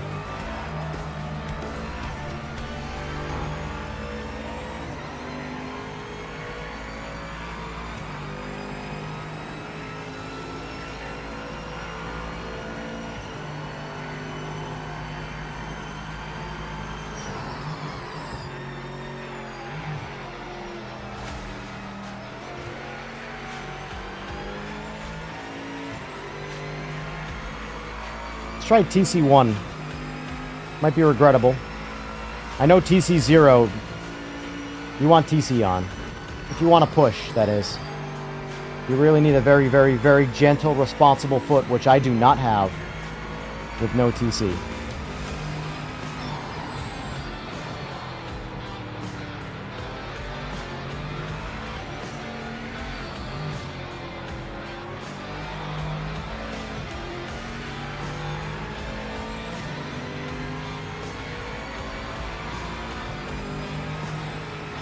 I had it on 3.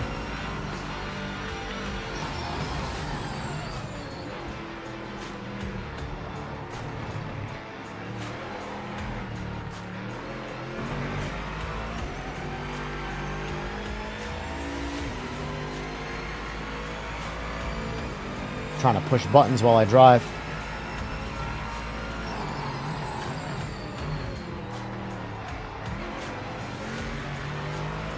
You know, a 40-minute race on the Nordschleife, that would be perfect. For me, doing like 800 laps at Sebring, while it is a, you know, you're doing something and it's a fight, at the same time, it's like,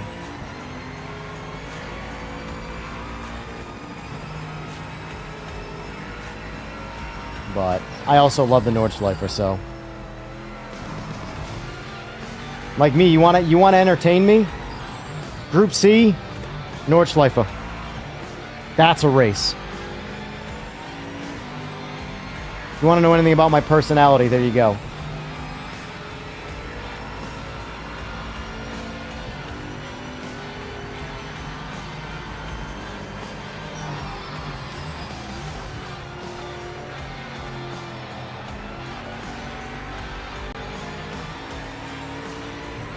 To be honest with you, I don't feel much difference at all.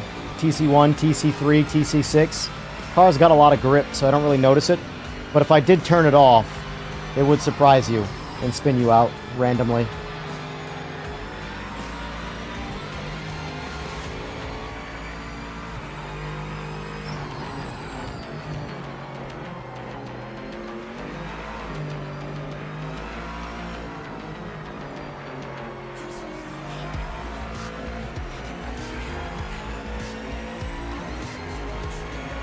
Six minutes!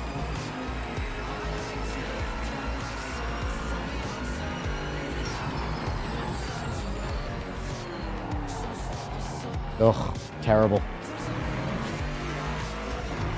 See, when I know it's obviously hit or miss on certain things, but the force feedback in this game is phenomenal. It really is. That's why I have such a disconnect when I see people talking about how, like, force feedback is bad. It's like, I can tell you that the force feedback on Logitech stuff isn't great, but it's so good with what I'm feeling right now, it's not even funny. I wish all the other Sims felt like this.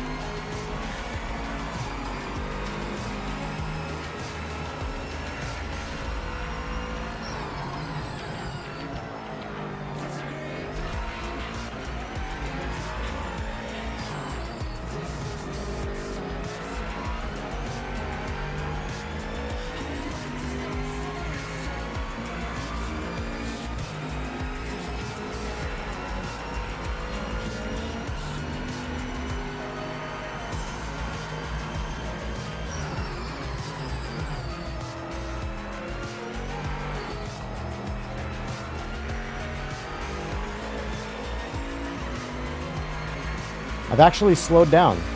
Or have I? Yeah, I am slower with softs. Let's try bumping TC up, see if that changes anything.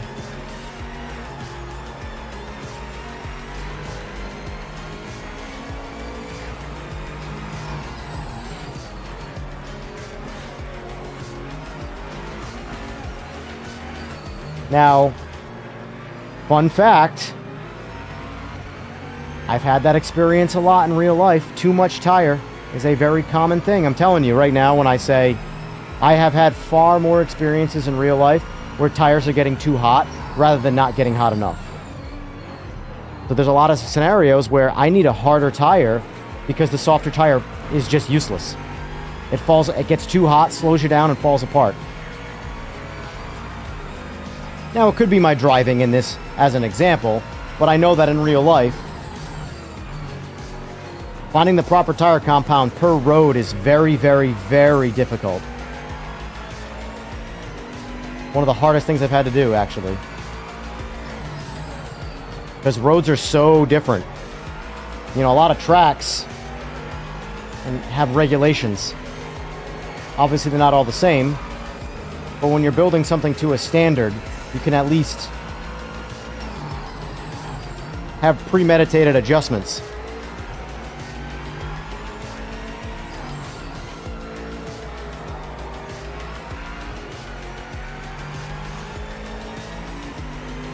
Alright, let's see what I'd run this time. I have yet to get within a second of the Mustang. Close.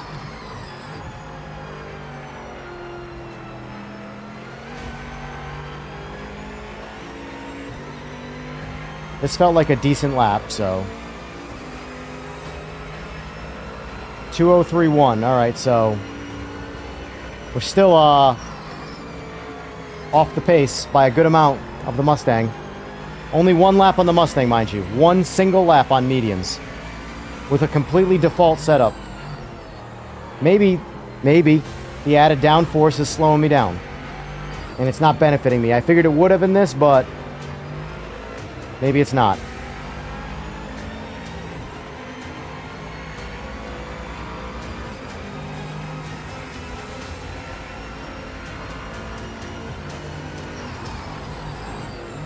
Like I said, it drives good. It's just, it's not putting up the numbers.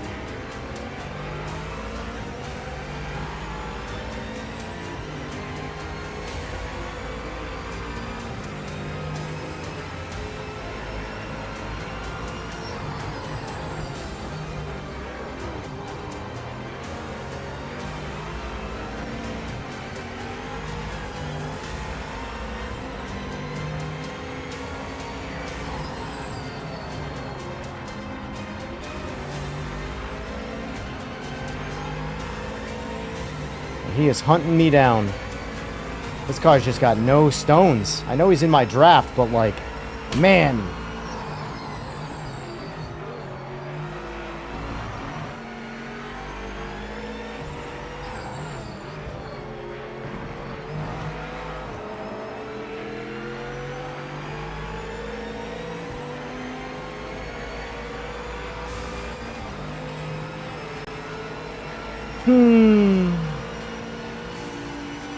Yeah, I can't do anything with him in the straight.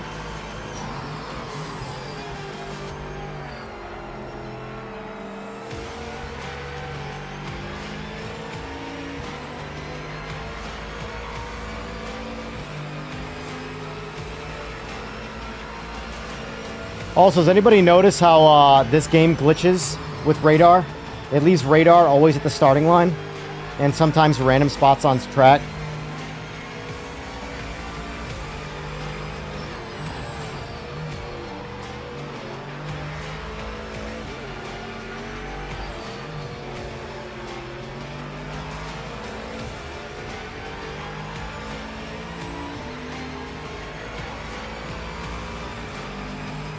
All right, last lap.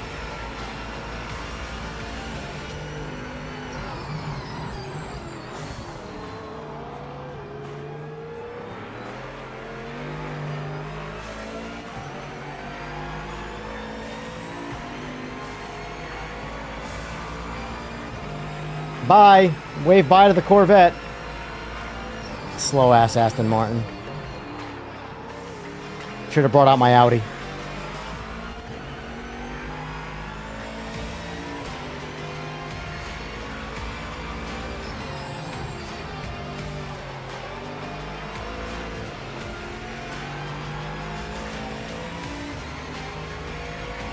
Yeah, I'm like a good second off.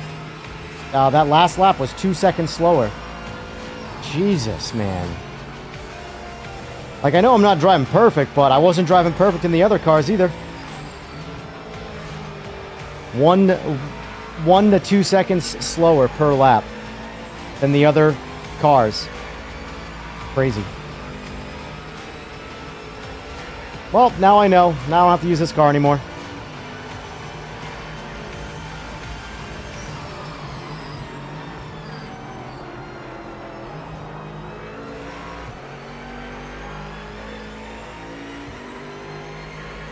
GG, boys. GG.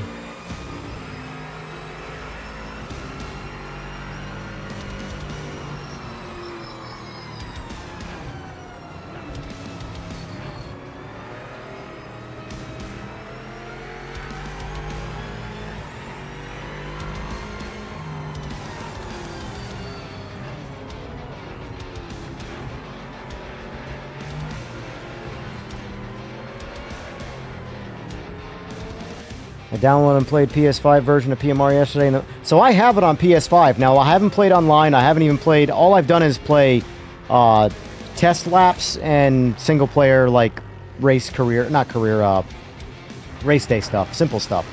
Plays fine.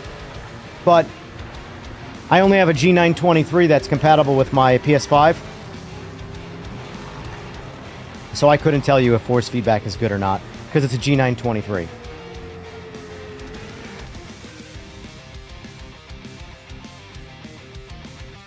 Thanks for having me, Matt. Appreciate it.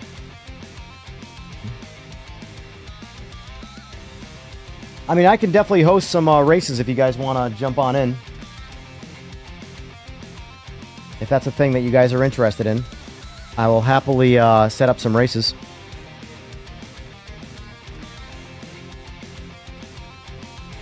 Definitely need to get out of this, though. Here, I'll start with GT3, just to lure people in. No. I lied. We're going to multi-class it. Let me switch cars first, though.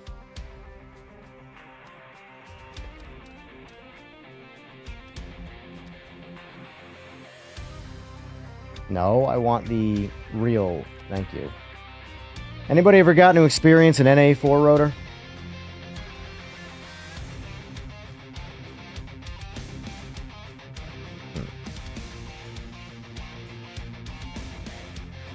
First race is going to be a doozy.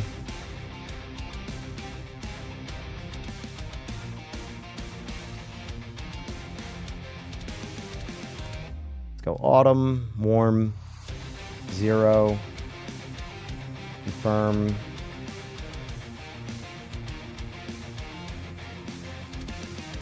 What do you want the fourth class to be? There won't be a password for my lobby. My lobby will be open. Let's do LMPs. LMPs are actually a lot of fun in this.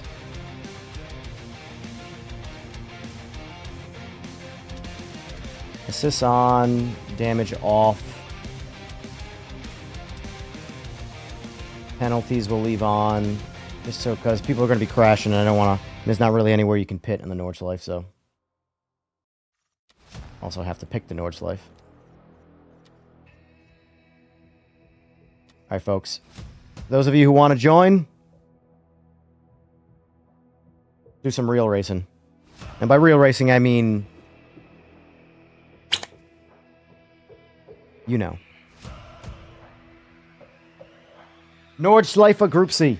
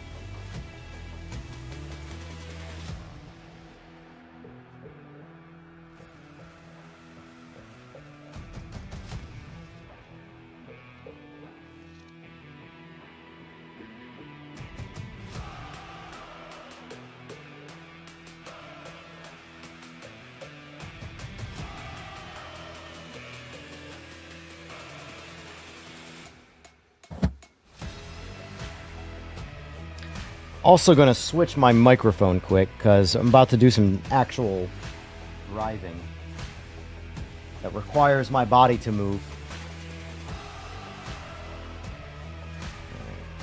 Oh, I went to the wrong thing that whole time.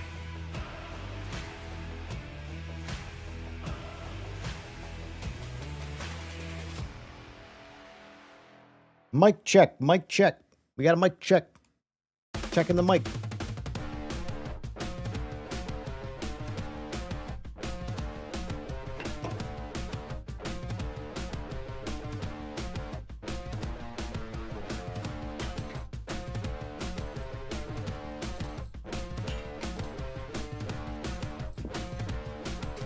That big doozy out of the way. Oh, I can finally... I'm free! No microphone in my way. Alright. Alright, that's a pretty decent grid. Also, guys, Oil Slick, Matty Ice. Appreciate you guys having me in that. That was fun. Let's do that more often. Let's show all the naysayers that the game has a future. At least for now, anyway. And I will be also covering the next patch when that time comes. Thoroughly. Alright, this looks like a good amount of people.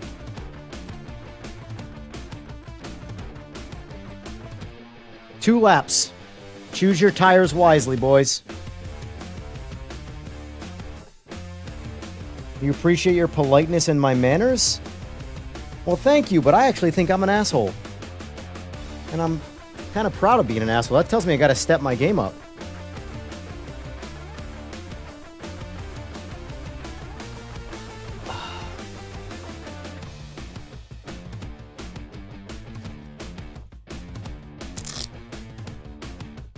Gotta get the gloves on. So by the way, whenever I drive Group C, it is absolutely mandatory for me. Round wheel and an H pattern. It's part of the process.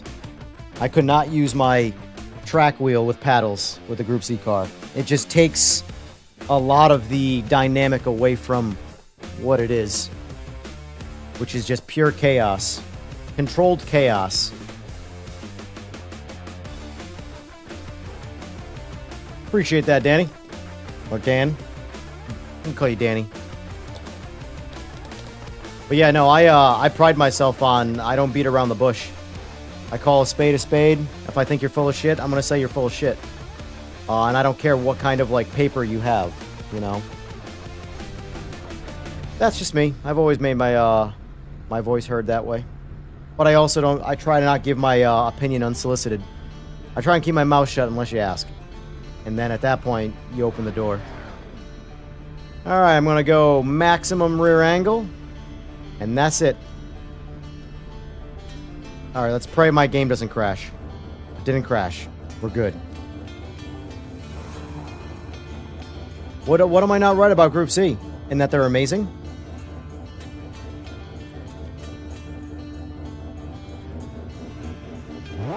You saw the video.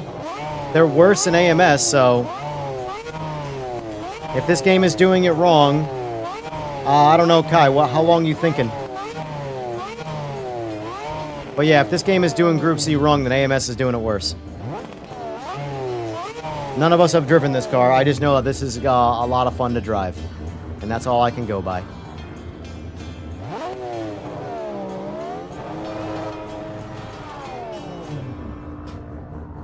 H pattern.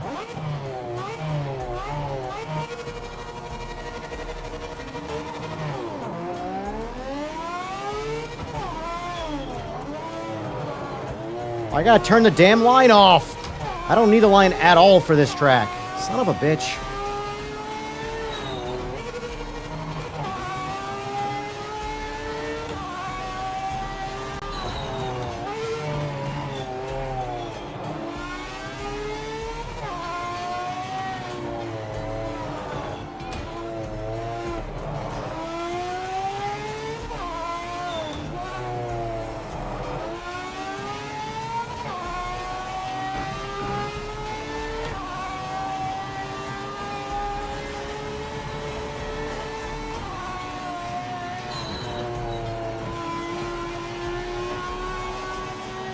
Could have taken that turn a little quicker there. Playing it safe.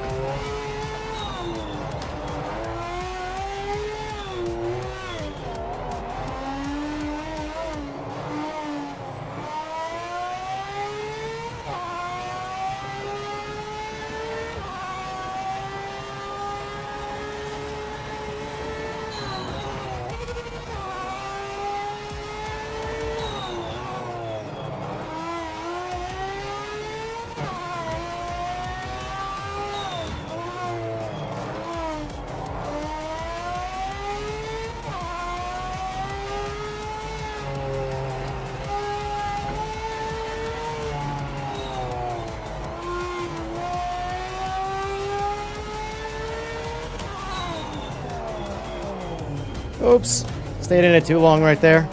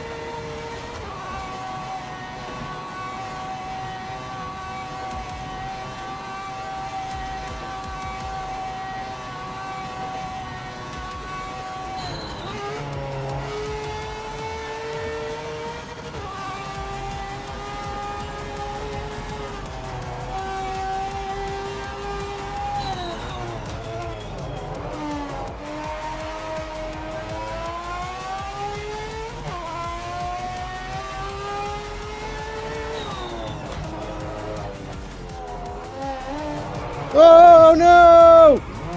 Too much speed!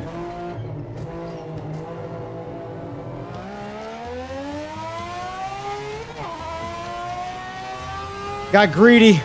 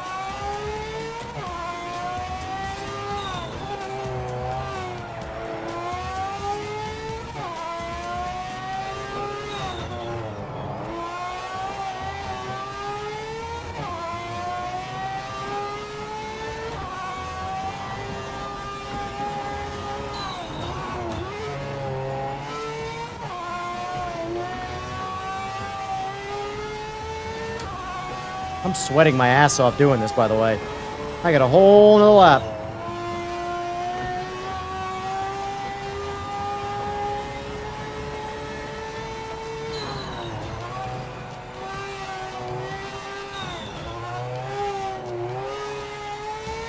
This is a lot harder in the Sauber, by the way.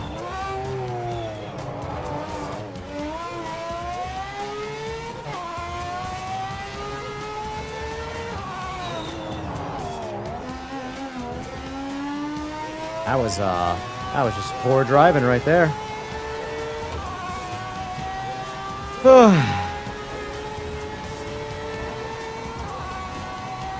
Little sippy time.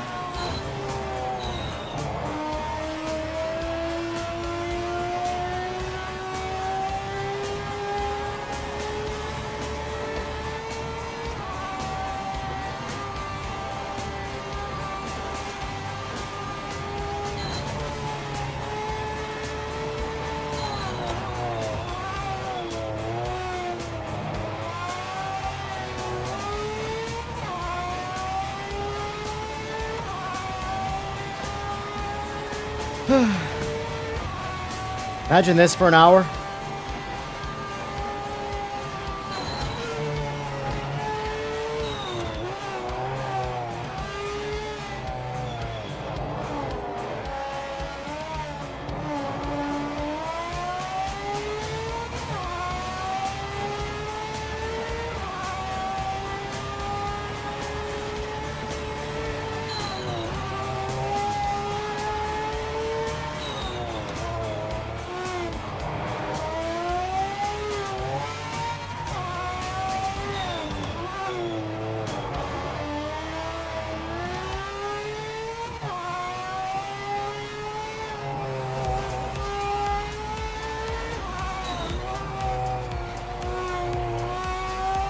I really hate that the line is on right now, because it's distracting for me on this track.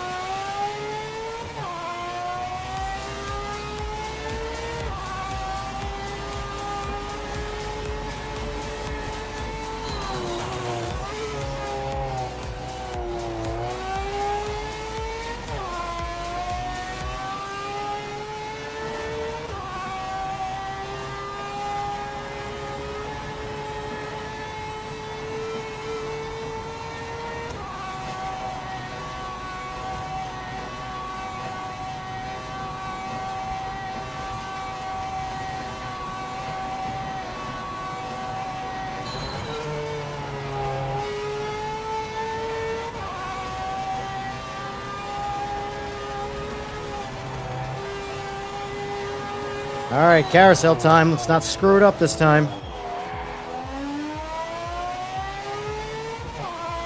Even if I gotta drive it slow.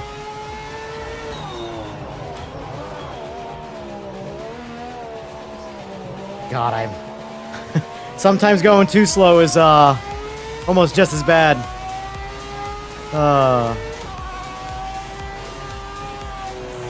Still, I picked up 5 seconds right there, just not spinning out. Slow as that was.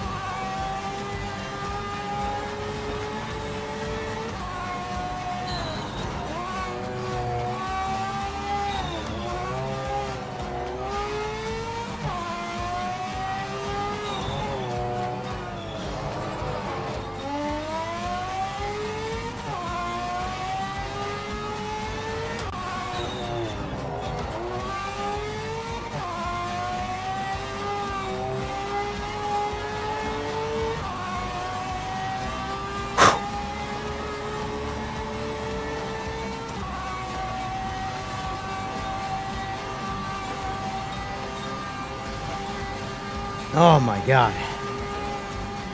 I need to turn the AC up or down.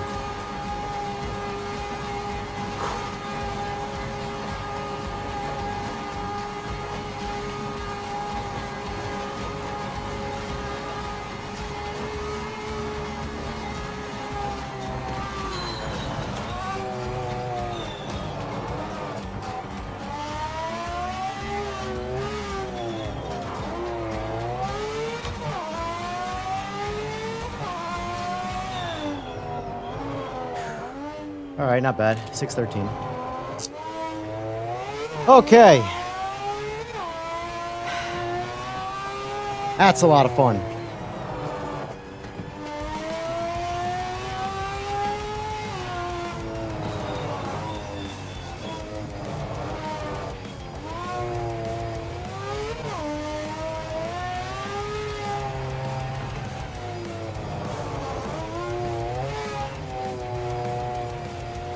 Next week, you might be back to ACC. I'll cover it. I definitely won't race in it. I'll say that. I'll enter into it so I can spectate, but I probably won't race it. I really like ACC for, like, solo driving. I don't like it for racing at all. That's just my own personal opinion. Let's see. I won't be on for a couple hours, but I also have to pray the game runs. Gotcha. Appreciate you giving this game a chance to show that this game is good. Keep it up, EJR. Hey, I'm just doing what I want to do. That's the reality of the situation. If the game's fun for me, I don't care. And this is the reality of the situation for everybody. Whether it's Forza, Gran Turismo, PMR, AMS2, whatever. If you have fun playing it and you enjoy it, nobody can tell you you're wrong. Enjoy it and have fun. And that's what I'm doing. The issue is the clutch doesn't work right on PMR. Why doesn't it sway? I don't know, I'm just driving it. Some good wheel handling. Appreciate that, thank you. It very much could be a console issue, Dan. But this has been the way this car is, what you just saw, since 1500, 1.5.00. That's how this car is driven for me. I don't think they've touched Group C in this entire patch cycle. Good thing I have a 30-second lead. Hey, you never know. Not giving up on Steam Deck possible playability. I heard that it surprisingly works on Steam Deck. I don't have a Steam Deck to even know if what game works ever. Racecraft. Hi there, folks. I just wanted to say I hope you all had a great day and great rest of the week. EJR Racing, I'll be in the VODs because my work starts early and ends late. My apologies. Not a problem, sir. Not a problem. A click is a click. I appreciate you watching.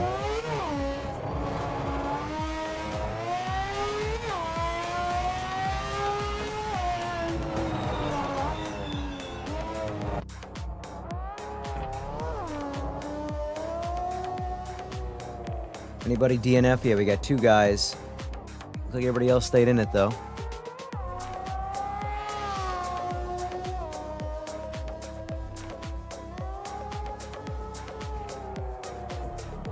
Matty Ice, what happened? My boy.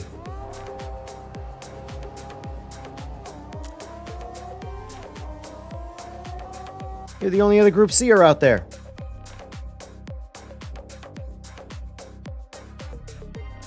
All right, lobby's back open. This time I'll change the lobby up a little bit.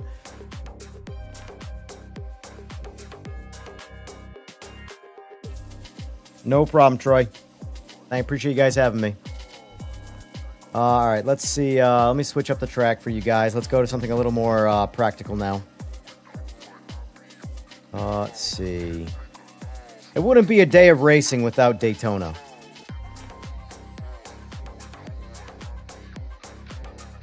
Five-lapper. Keep it practical. Save. Now, what do I want to do for a car? That's the question.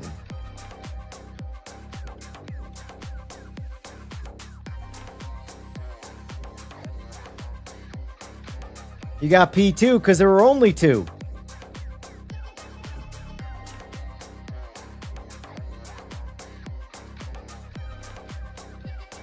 Remember, you were the #1 loser. Of all the losers, no one placed ahead of you. Just kidding. Sort of. All right, I am debating on switching up to... I kind of want to try an LMP car.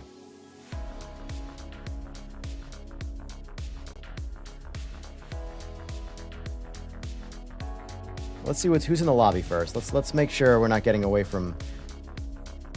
Well, we got Benito Mussolini. LMP. I think I'm going to go LMP for this. I don't have a whole lot of time with LMPs.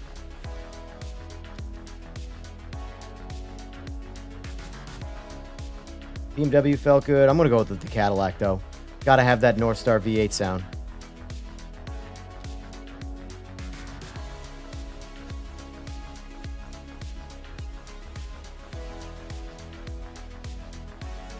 A GT3 and an LMP race. Very good.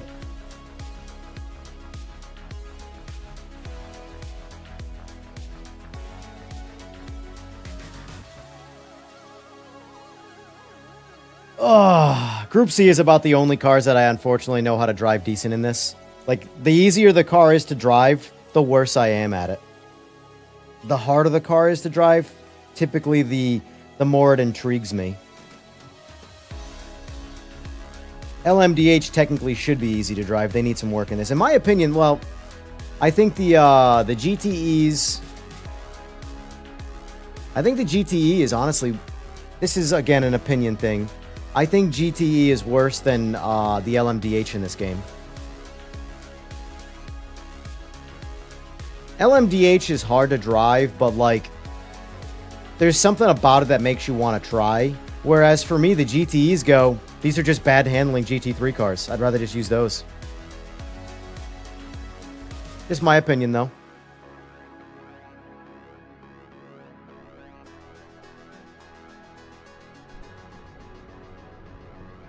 I think the GTEs all have liftoff oversteer problem. Every single one of them. They all, if you come off the throttle a little too aggressive, you don't even have to apply the brakes. They just lift off and they send the ass around the front. They're my least favorite. All right, let's give me some rear downforce. All right, here we go. Moment of truth. Is the game going to crash? Nope, we're good. That's where I was crashing like a son of a bitch until I deleted that folder that John Z recommended I do. It's the second time I've had to delete that folder, so clearly that folder on PC can become problematic. It's where it stores all of the folder you delete is where it stores all of your settings and all that stuff. Apparently the folder can become easily corrupted, so either way.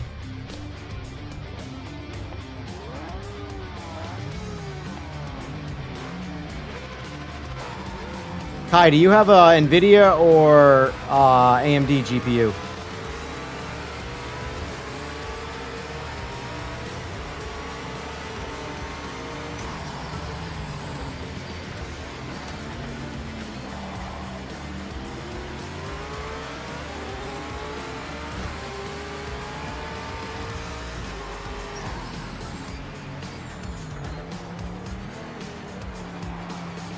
I forgot to turn the damn line off again.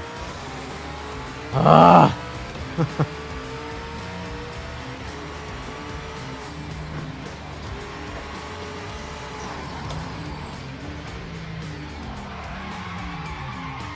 Perfect time to turn the line off.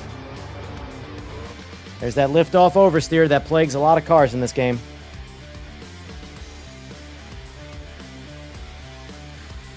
Bye-bye.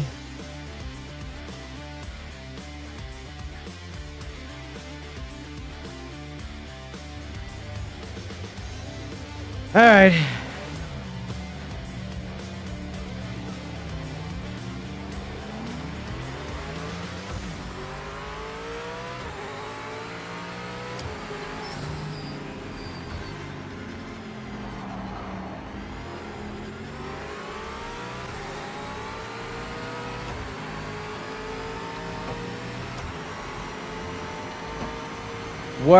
Where did it crash? What did it do when it crashed? Because I can't get this game to crash. The only time it ever crashes for me, potentially, is going into a lobby. I can't get the game to crash single player. Like, it just doesn't happen. But I know I'm the unicorn, so...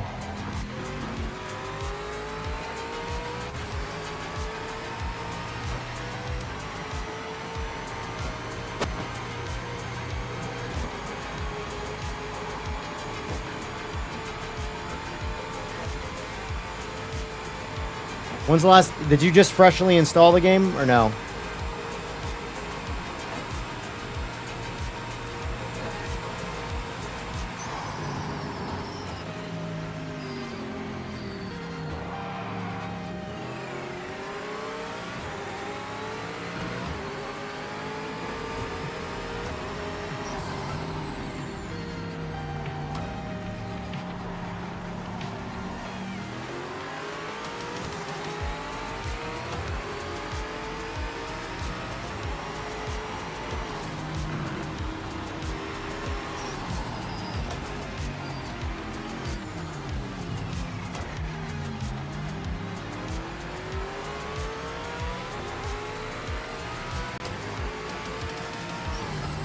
Did you delete all the folders after you uninstall the game?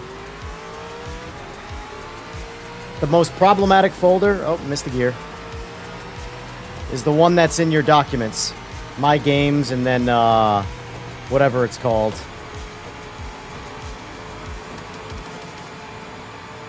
I've had to delete that folder multiple times to avoid random issues. You shouldn't have to, but point is that is at least the fix that I've encountered.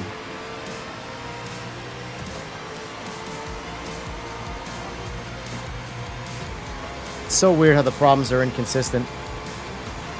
It's so weird.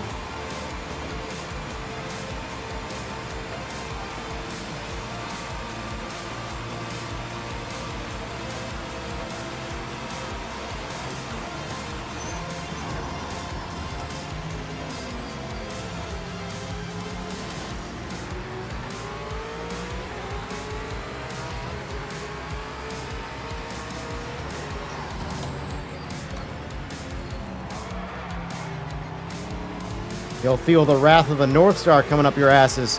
Everybody's just crashing when I get near him.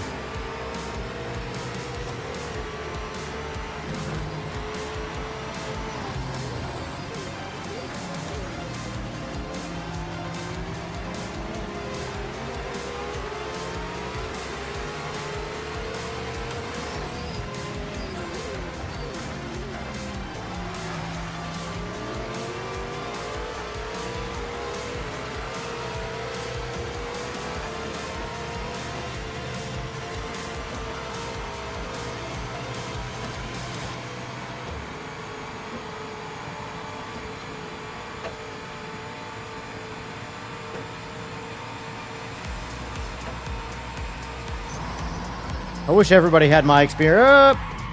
Wow, talk about opening your mouth. Wish everybody had my experience. Crash.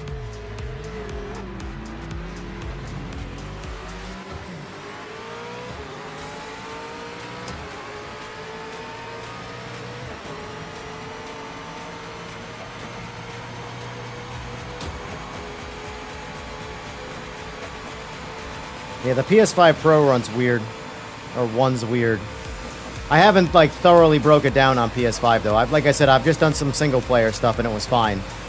The graphics were okay, but I was expecting that. I play on PC, so... but no crashing. Nothing like that. But again... I'm telling you, the fear of this car makes people crash. I get near them and they just drive off the track. They're scared of it.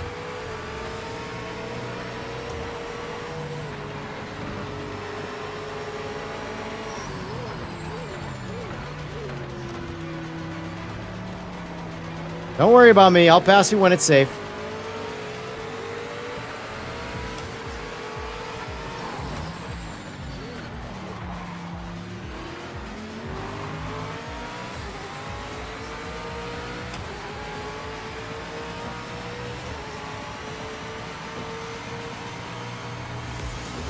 These cars are definitely a bit unsung in this game. A lot of fun. They're like a slower, nimble, more nimble Group C car.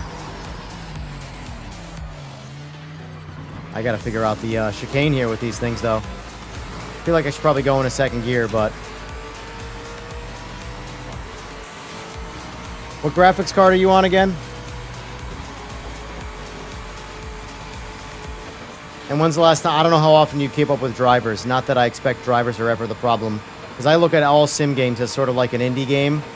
And by that I mean, they don't release driver updates specifically for sims. They never have, never will. They're not big enough. F125 and Forza Horizon 5 are the only games that make the cut for PC updates. Because they're so mainstream. iRacing doesn't make the cut for driver updates, and that's iRacing.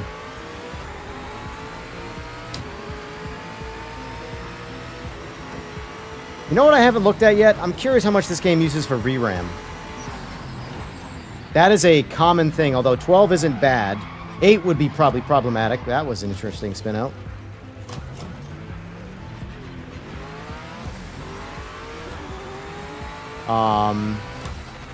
So far, the only issue I've had with this car in particular right now is the lift-off oversteer. Doesn't do it on all tracks, though. This is the track. If you ever want to see if your car has a lift-off oversteer, Daytona's the track for you. It's all high speed to slowing down quite a bit and taking hairpin turns. All right, let's see if we can do this right now.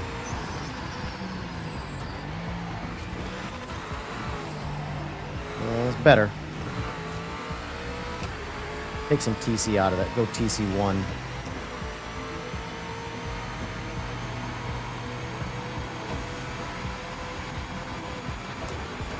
Yeah, I mean, not for nothing, Kai. I would say just give it time. You already have the game. What's the word? If you have other things to do, you know, it's just one of those things where it's just wait. You know, no use torturing yourself. I have a good experience, so I play it. That's my sort of, like, mentality behind it. Hey, you might have beaten me, Trap, but I got the participation trophy for the best lap.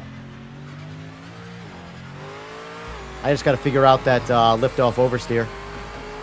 Maybe that's tuning, or maybe it's just picking a better car.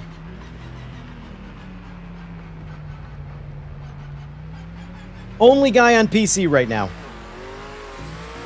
Console players can't be having that bad of a time. They might have problems, but they keep playing the game.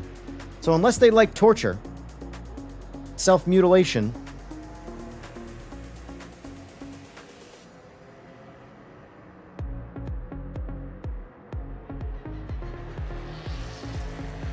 you got me to watch. You got bored, it's lonely at the top. Well, I will say, this game, though, Kai, I could see you needing a better graphics card for this game, honestly. It's not iRacing. This game right now is the most demanding sim, graphics-wise. I think that'll get dialed in a little bit, but I actually expect the graphics to probably get a little bit better, as well as the frame rate get a little more specific. But I don't ever see this game's frame rate being, like, the best, you know? So, all right, let me pick a different track. We'll do a couple more of these, and then, you know, if the lobbies start dying down, I'm going to get off. I don't want to... this was meant to be a short one, because I got to stream again tomorrow. 189 hours on PS5. The game is great for sure. Yeah, I think it's really a subjective conversation. Unfortunate.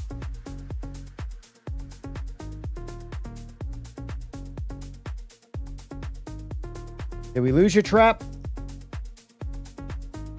Have a good one, Matt. Take care.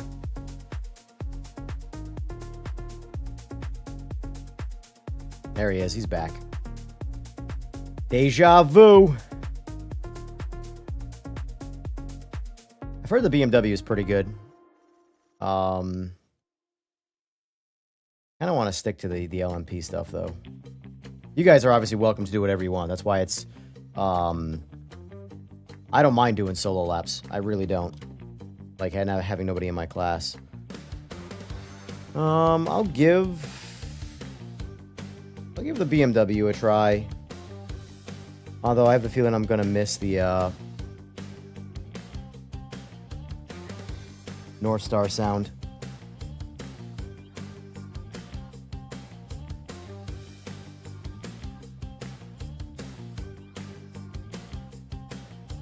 While you running Evo at 120, I will say my frame rate, max setting, the frame rates are comparable. But I will say, you can turn the frame rate down a lot more. Or sorry, turn the graphics down a lot more in Evo. But Evo turned all the way up does not... I get some of the worst performance I've had in sim racing.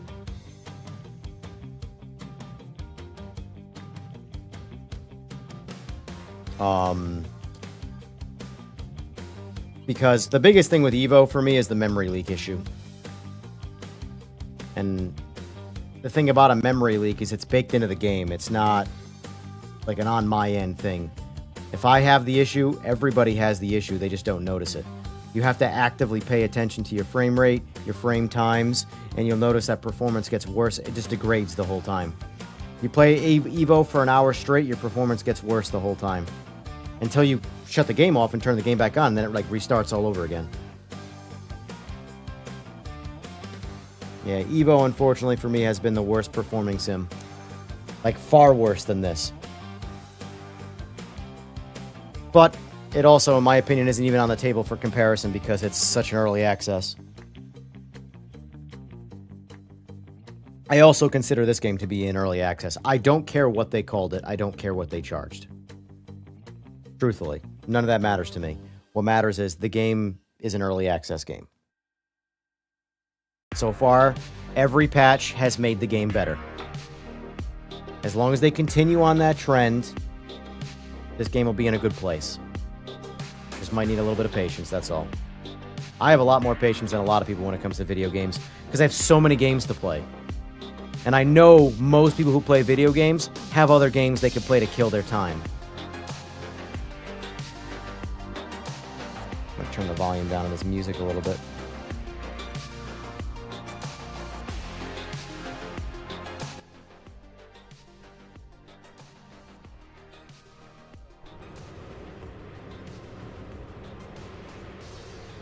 Yeah, I choose to not get it for early access prices, though, even if I could, for the simple reason that you're technically taking money out of the developers' pockets, the guys that are actually working to make the game good, you know? And if layoffs have already happened, you're not doing them any favors by getting it at third-party early access stuff, you know? But I'm not going to tell you what to do. That's just my opinion. That's part of why I bought the game on PS5. I mean, I also expect it to get dialed in and be decent, but help the guys out, you know? I 100% believe this game is going to have a good bounce back. I genuinely do. I've seen so many Sims fail and come back. The problem is they didn't have guys like Ian Bell attached to them that had so much hate behind them, but people don't care. People will use that to complain, but they don't actually care. All they care about is if the game is good.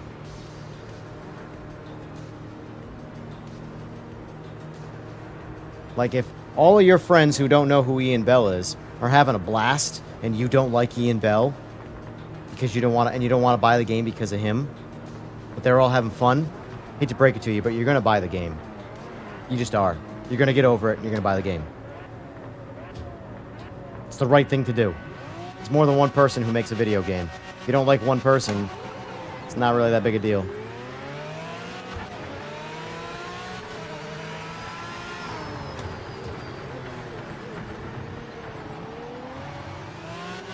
I think another reason I like these LMP cars is they don't have a giant windshield, like, making everything look worse. I don't like the windshield graphics in this game, I'll say that. The filter they use looks like an old, dirty Lexan window, and I just do not like it. I'm sure it's, to some degree, realistic. I know that's not the track. I get it. I have no idea where to go for this car.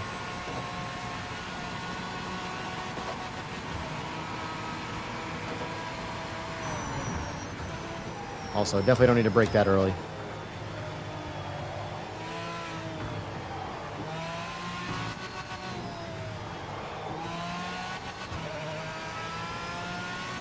Yeah, I missed my North Star.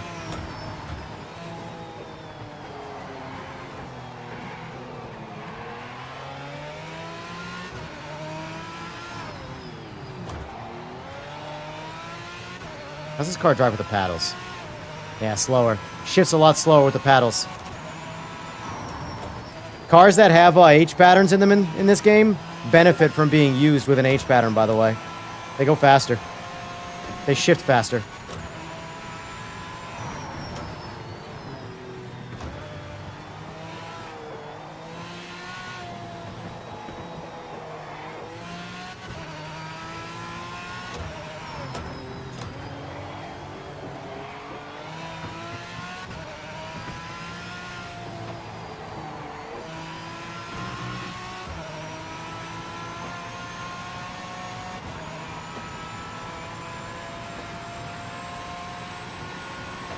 The reality of it is, I know people don't care, but do you have any idea how much power the foliage, like the grass on the side of the track, is using and robbing a frame rate?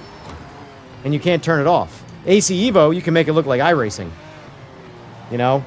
So it's things like that that people won't pay attention to and notice that are robbing frame rate. This game has the best grass I've ever seen in a sim. It's got good grass for, like, an RPG, honestly. Like, it's got legitimate grass. I mean, it's farming sim, so what do you expect? But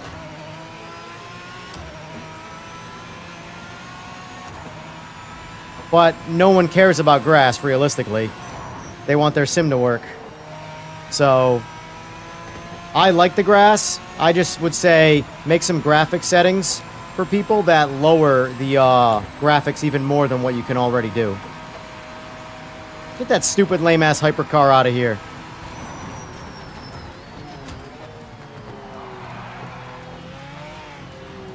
Can't park there.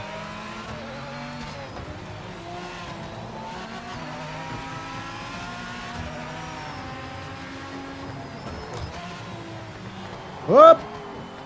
Too hard on those brakes, buddy.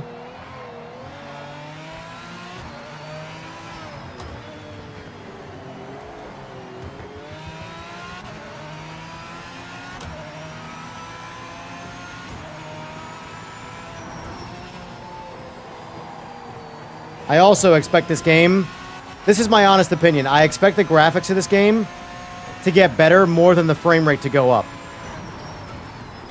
Because I see the really good graphics that are already here that are kind of like muddied up and covered by like almost like just bad colors and sort of like a weird filter and stuff. Like they have some really, really, really good graphics in this game.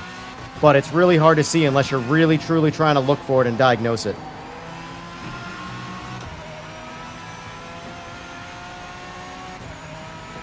Like, I think Race Room has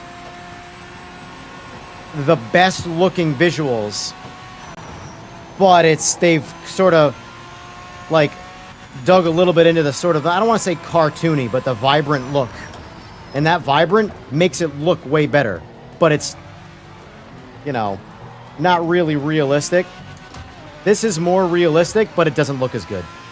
So, honestly, if I was the one making the game, I would say, let's sort of move the color palette towards looking good more than it does real. Because that's one thing that all the other Sims do, is their color palettes are super vibrant.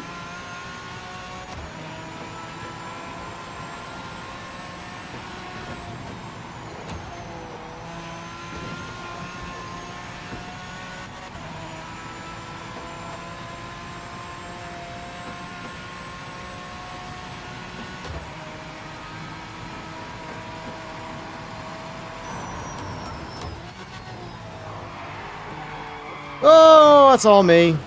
Son of a bitch. Definitely downshifted it. Should have left it in third, or at least slowed down a little bit before. Oh well. This car's liftoff oversteer isn't as bad as the Caddy is. Although I like driving the Caddy better.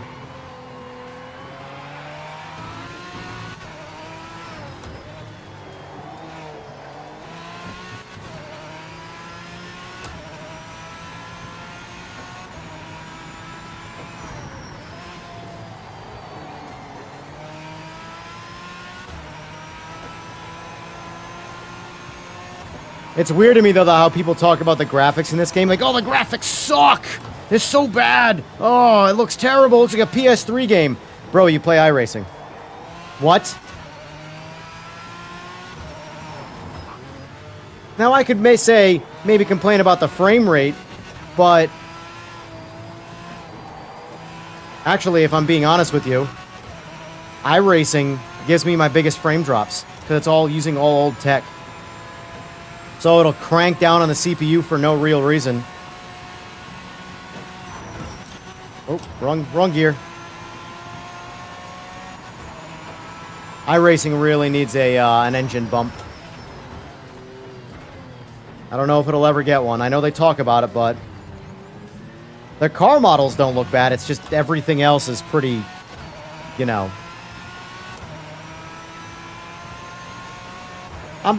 Kai, I'm not talking about you. I'm talking generally speaking. Whenever I talk like this, I'm never directing it at one particular person. I'm just speaking generally.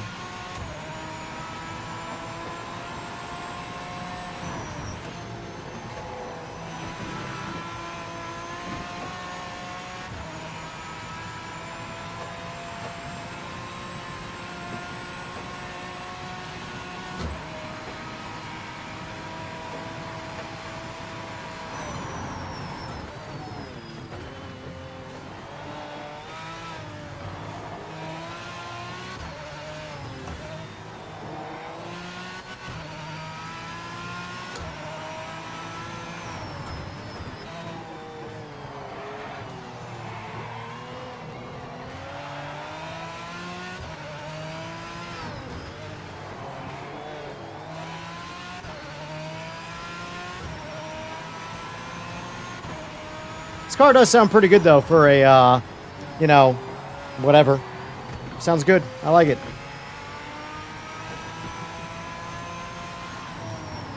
This penalty has got to get fixed. This is a rough one. I'm giving up time and you're doing nothing for me. You make it so I have to, like, stop.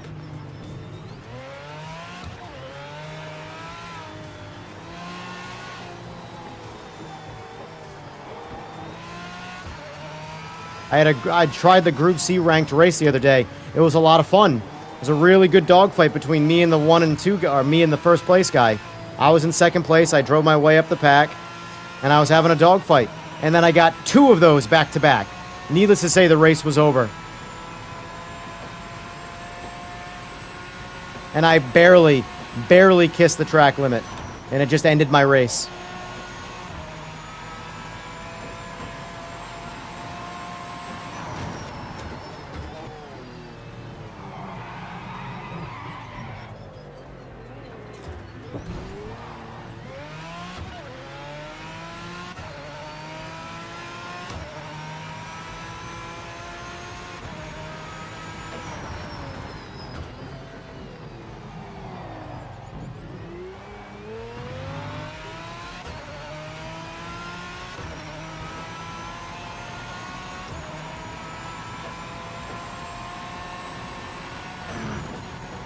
I'll admit I understand, like, the washed outness definitely has a certain appeal, but, like, if you, well, you guys can't see it here. Oh, shit! If you look in, see what I'm talking about? The race is over. Look, it's still not doing anything. It's still not counting down. Now it is.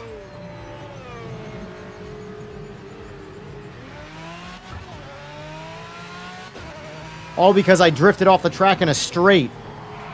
Oh, God, this is ridiculous. Now it's just completely over. Anyway, if you look in the rearview mirror, see how, like, vibrant the color palette is?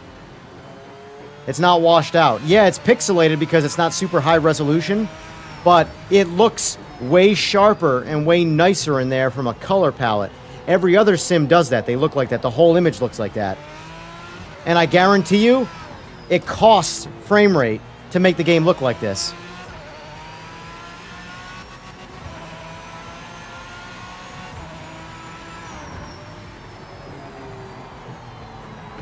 Stay away from it. Don't get another penalty.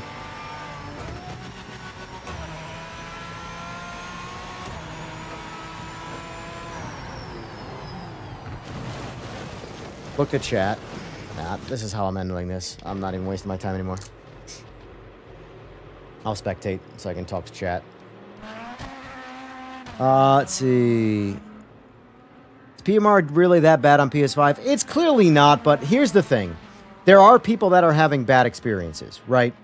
But it's like anything else, any other problem ever. The squeaky wheel gets the grease. If there's 100 people having a good time and one person having a bad time, the 100 people typically don't say anything. They just continue playing their game or doing whatever it is that they're doing. They're enjoying their experience. The one person having a bad experience tells everybody. That's everything in life, not just video games. So, do I think it's nearly as bad as people say it is? No, it's clearly doing quite well on PS5. Like, this entire lobby, the entire time we've been playing, has been like 2 PC players and all console players. The game's doing bad on PC, for sure. But that's the biggest reason it's doing bad on PC. Like, look, right now, I'm the only, in this lobby, I am the only PC player. Everybody else is on console.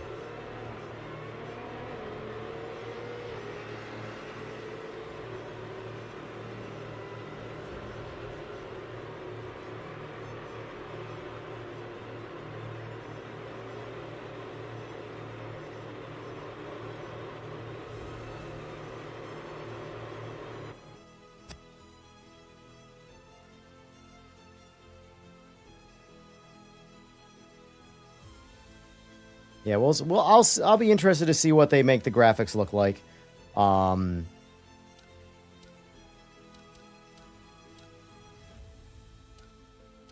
I know what I want to drive. I know what I want to drive, boys. My Murcielago. We're going to do Donington.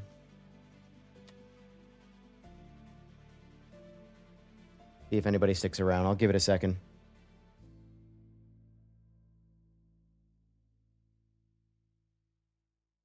But overall, though, I mean, I see a really solid future for the game.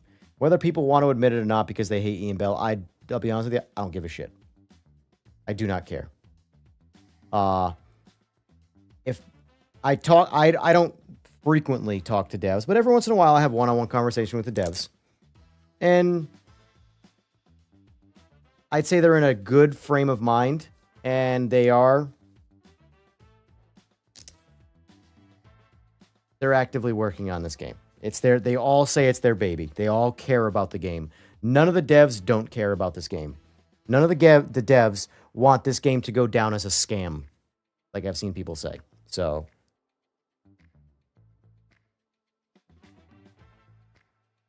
clearly America is driving today or tonight. But the game's got promise.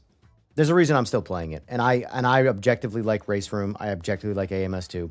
I like aspects of iRacing. I like hosting lobbies in iRacing because I can turn off a lot of the bullshit that I think kind of makes iRacing a bit too much of a grind for like casual use.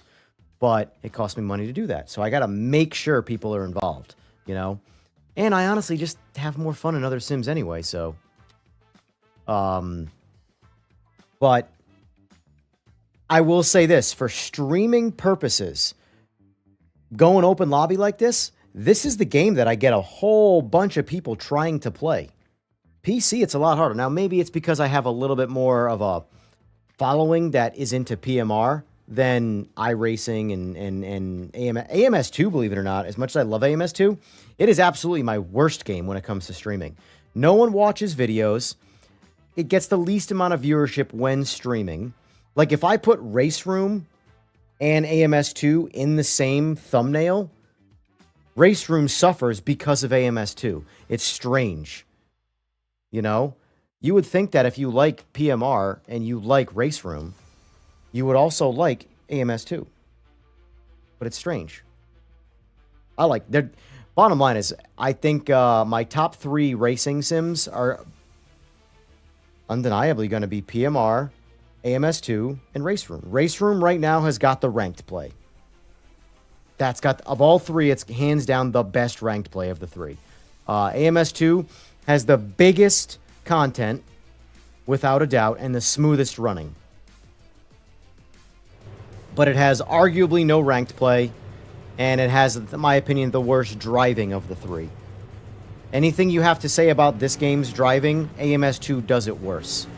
Doesn't mean AMS2 does it bad, because I don't think this game drives bad. But if you think a car is wishy-washy, it's worse than AMS2.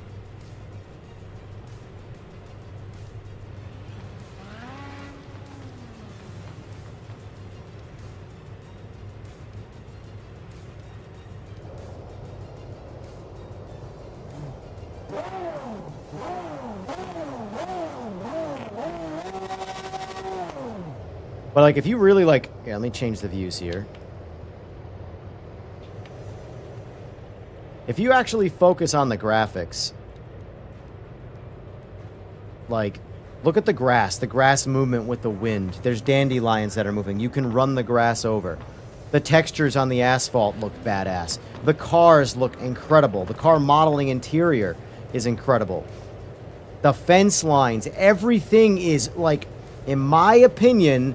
the best looking details with a cloud of shit on top of it. If they pull that through the cloud, all of a sudden everybody should be like, oh my god, this game looks incredible. They completely overhauled it. It looks so much better. And it'll probably get more frames if they did that too.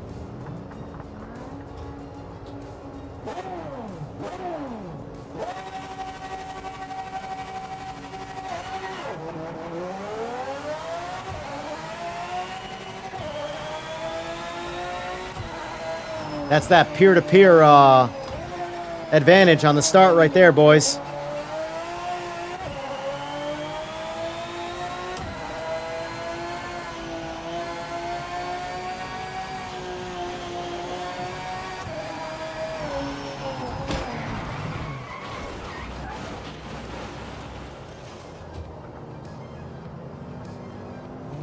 Deja who? Deja vu. Got it. Got it. Well, I guess I'll do some solo lapping.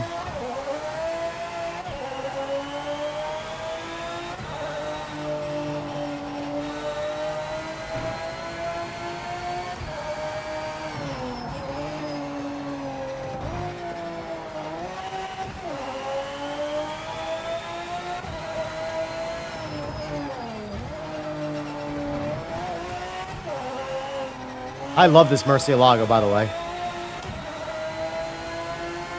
It's a hard car to drive, but it's fun to drive. I'm just a fan of driving the hard cars to drive. The cars that make sense. You know, like the LMDH cars, while they intrigue me, they're hard to drive because they're effectively broken from a tire standpoint.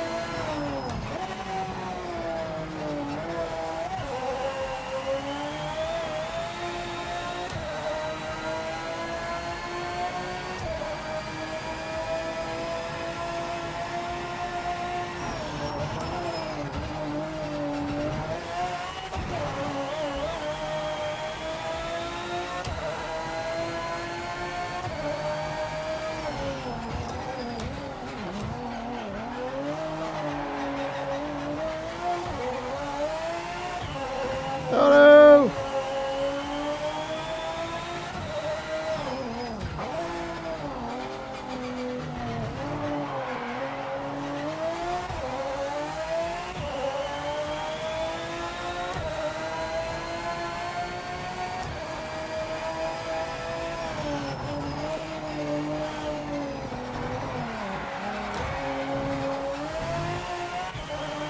Just call me Magnum PI.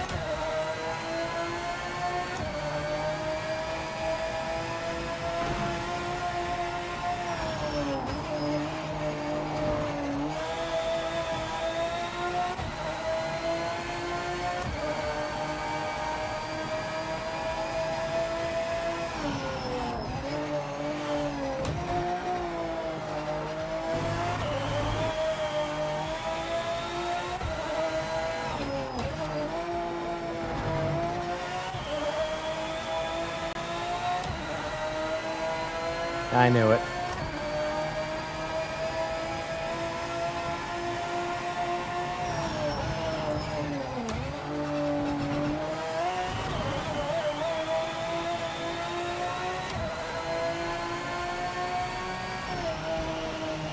Donington is quickly becoming one of my top tracks for just like a short sprint race.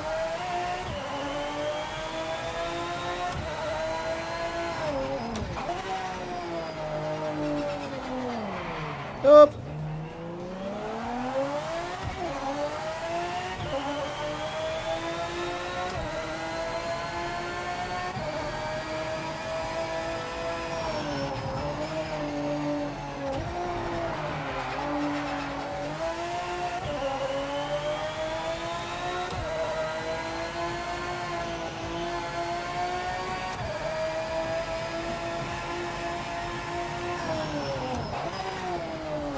Did not mean to grab second, meant to grab fourth right there.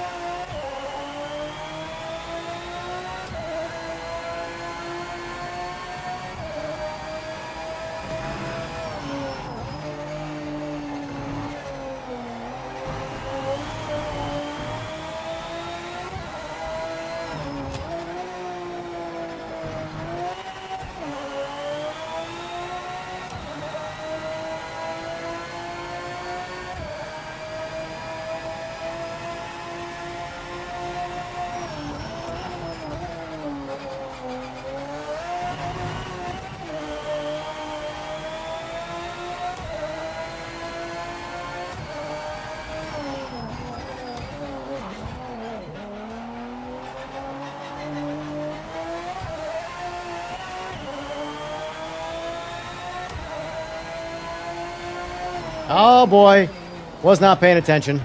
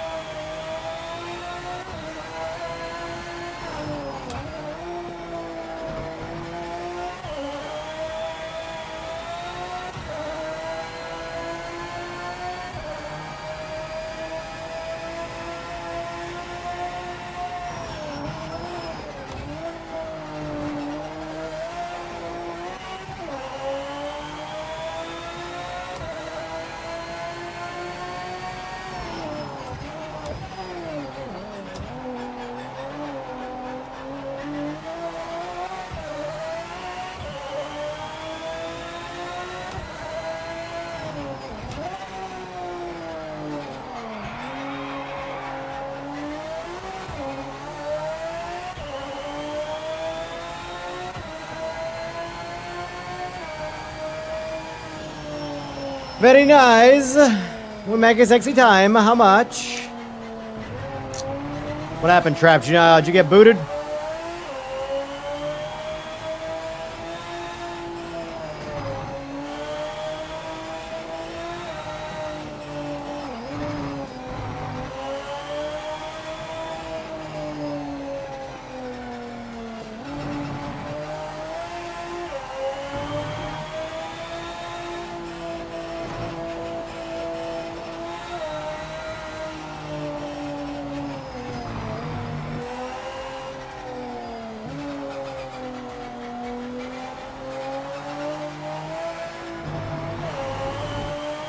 So let me ask you, chat.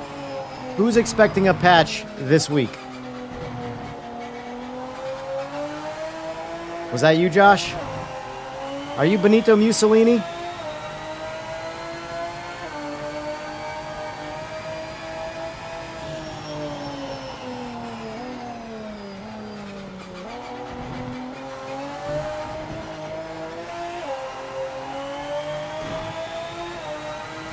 Admittedly, I don't have much time on the Viper or the Vets, honestly, in this class. I just found the Murcielago, honestly, and I've been just using it. I like the Murcielago.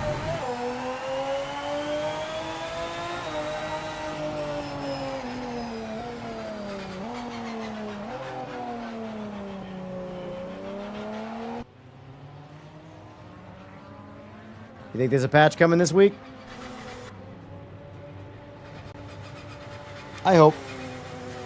I'm fairly confident. I'm fairly confident there is one. If not, put it this way, if there isn't one coming this week, there's definitely one coming next week. And I truly believe that.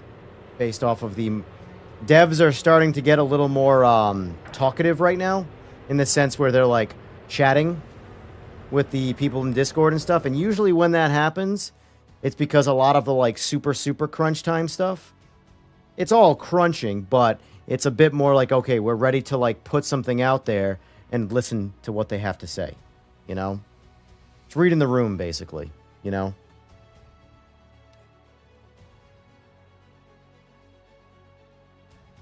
Yeah, I recommend if you're going to be into PMR, get away from GT3 stuff. Not that there's anything wrong with the GT, it's just that every sim has GT3, and I just think they're the most boring cars. This game has a... It's where Race Room and AMS2 shine in their variety of different kinds of racing.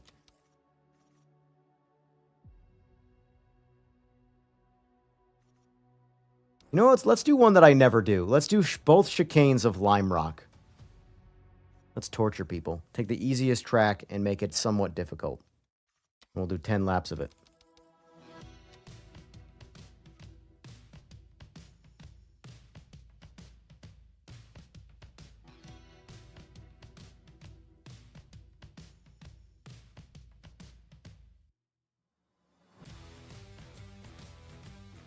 The Maserati is actually really good in AMS2, and it sounds really good, too.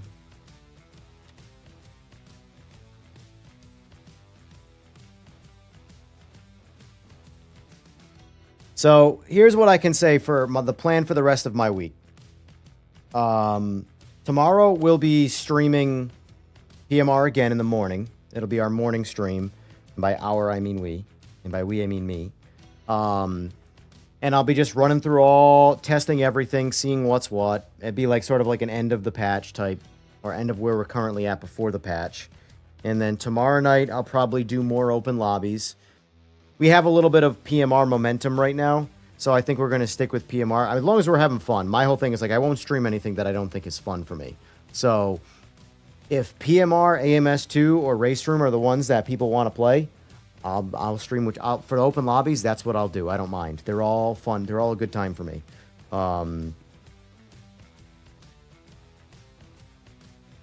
GTO cars are a lot of fun. Group 5 is a lot of fun, too. That's what I'm saying. There's a lot of fun in this game.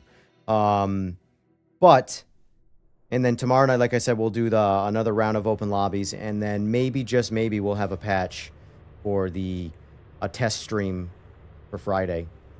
Check out. No idea yet, but we'll see. One can hope. So far, we've been having good luck, though. I think we fixed the problem. So far, the 2 times I've had problems with this game, deleting that same folder has fixed the problem.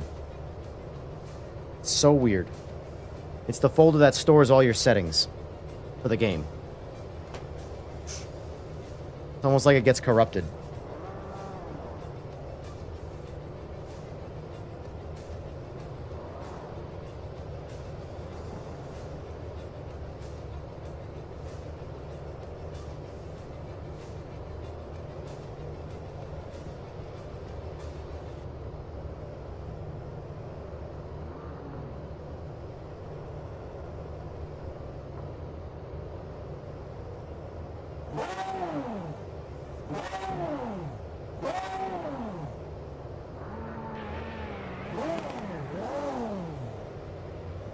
I do, once the game starts to get a bit more dialed in, I do want to make a personal request for like an addition, is the ability to turn off tires.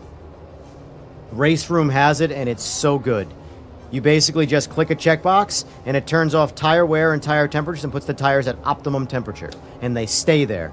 So it just, for casual fun where you can have a good time, it rules out ever having to worry about tires. Just race and have a good time. It's really good for the casual stuff, you know? I know not everybody's going to be into it, which is why I think it shouldn't be a priority, but it's nice. It's really nice in Race Room. And no other sim that I've played has the ability to, like, just sort of turn the tires off. I guess GT7 does, but I missed it. Well, I guess we're going to go the long way.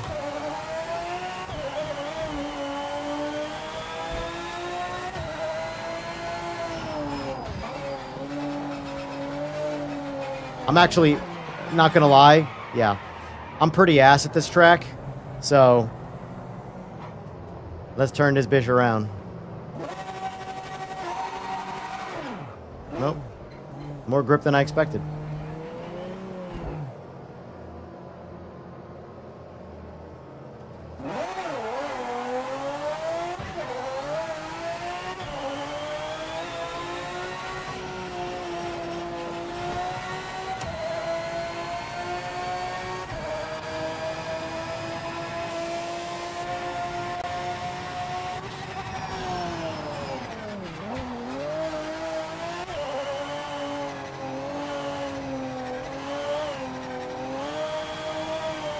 My God, I'm so bad on Lime Rock. Outside of doing the license test, I don't use this track. Ever. Alright, I'm gonna need a little TC here.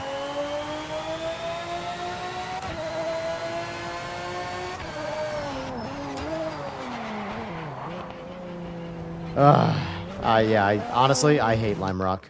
I'm not doing 10 laps of this. You guys have fun. I'll watch.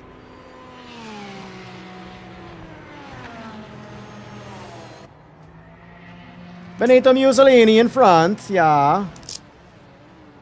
Followed closely by Deja Vu. Followed by the Terminator. Followed by Hall and Bass Racing. Followed by Trapper John.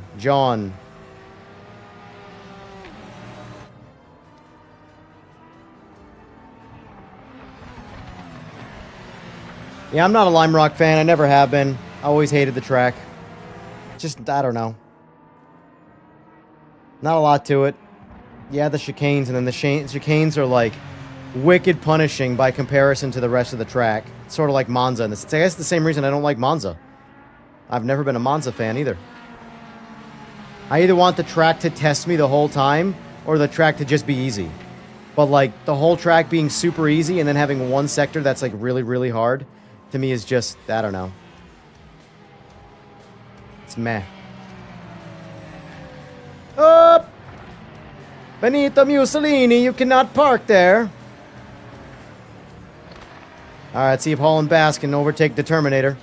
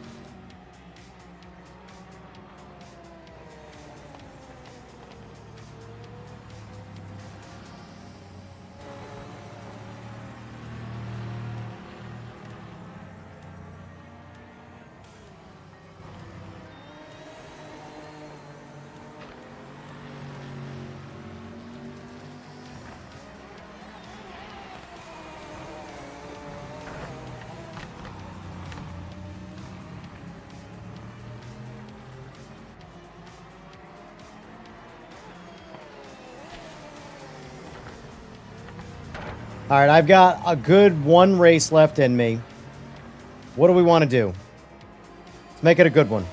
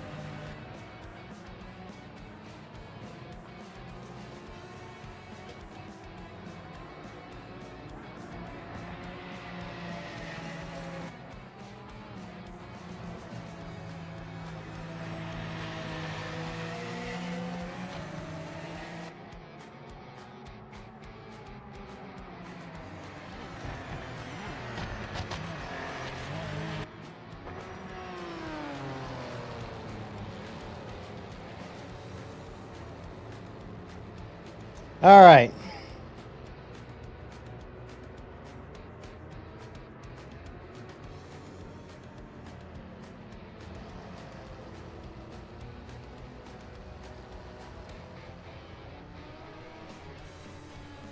Yeah, they are definitely sketchy cars, but they are fun. Good job. GG. All right. This is going to be my last one. Let's pick a good one. What do we want to do? I'll take some suggestions and suggestions. Words, English language. It is only my first language. What do you expect? Suggestions in chat, please. What's going on, O'Miley? I got one more race in me, and I'm hitting the high road. Hitting the dusty old trail, I should say.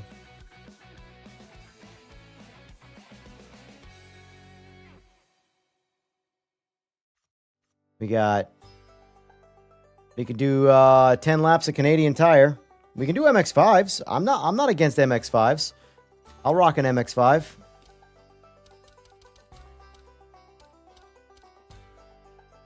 We can do the V8 MX-5s if you got the mod. All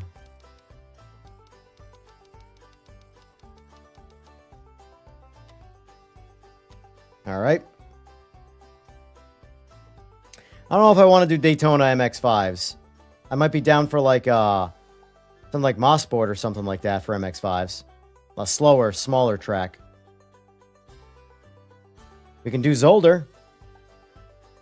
I'll turn off track limits for Zolder though because that track does not work. I'm thinking either Mosport or Zolder. Thoughts? They're locked because of here. Let me confirm. Once I switch my car, it'll should allow you to switch now.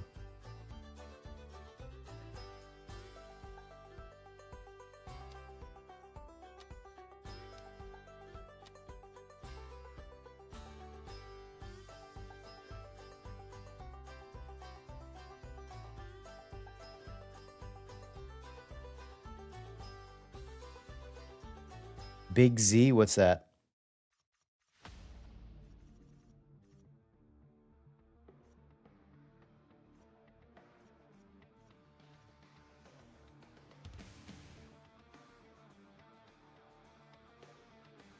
I don't know, Holland Bass. I run everything in default form. Oh, and liveries might fall under mods. So I do have currently mods off. It's just the way it was, and I never changed it. So I don't know if liveries fall under mods or not. Might not be why they show up. So you want Zolder? Is that a confirmation on Zolder?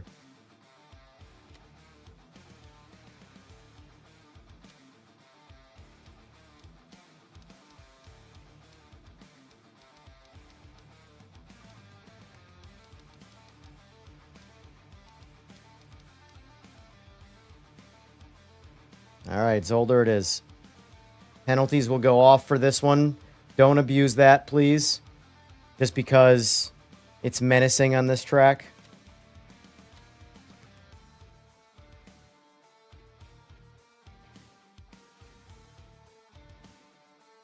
All right, let's do it up.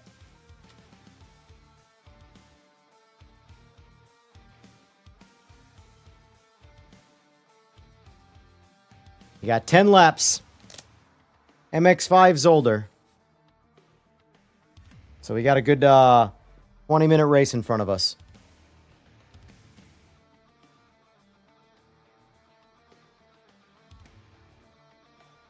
Mosport's good. It's a good time.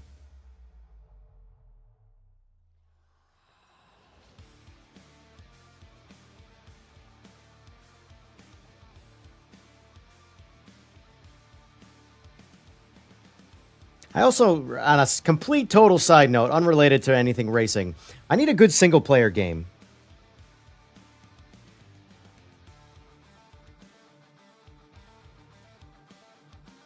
But not PvP type single-player.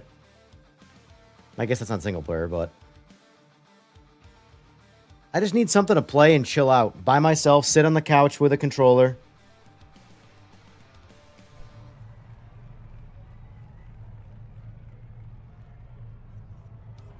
know, but you know what? Screw it. I'm not even going to look at that screen. Setup screen. Gonna go racing. Just gone. Go racing. I do need to play Cyberpunk again. I played it I played it on release.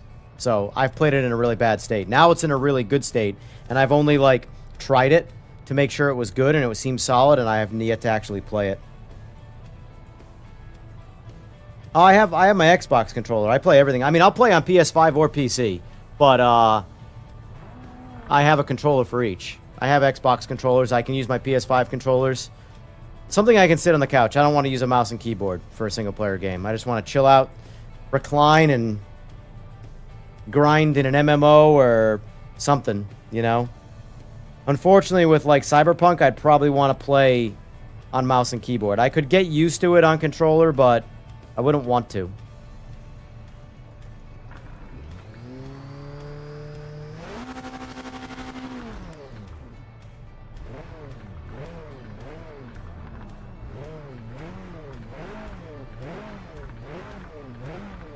The last good one I played was the second, or the first, I guess, Ghost of Yotei on PS5. I might play that one again, but I'm debating if I want to wait for it to come to PC first. Alright, here we go. I'm gonna sleep a little on the hit here, so... because I definitely have server advantage. Alright. That's all you get.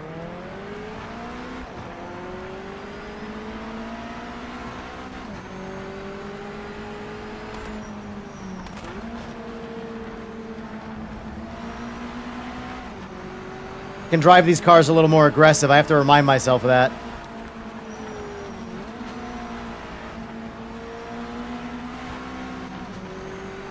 I gotta spend more time in these. These cars are fun.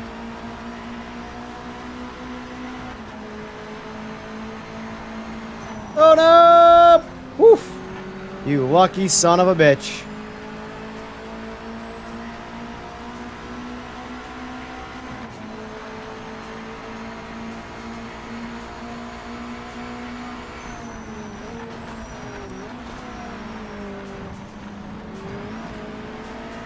Sir, that was a track limit violation.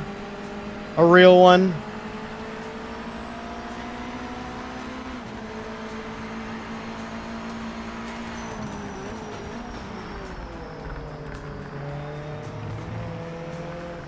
So, can't park there, sir.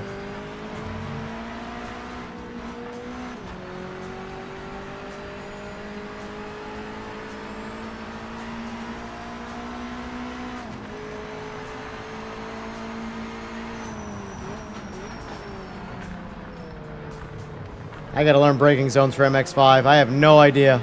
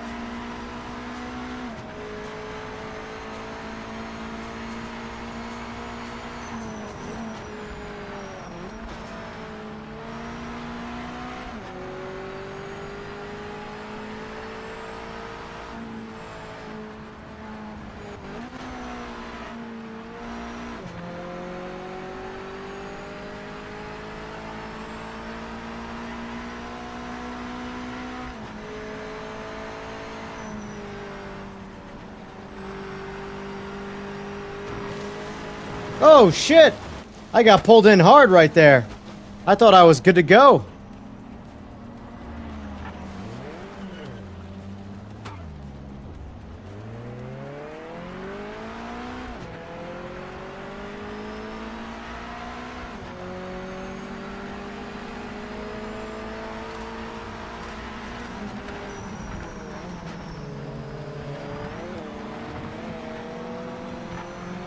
Oh well.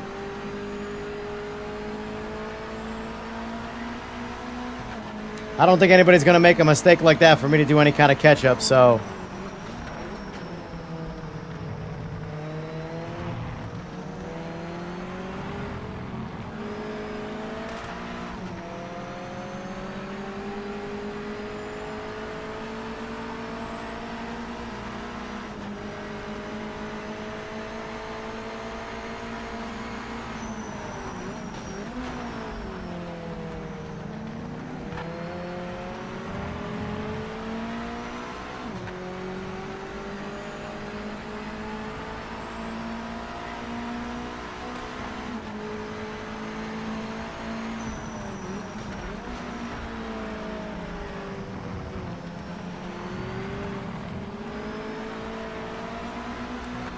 Oh, well, it'll give me something to do.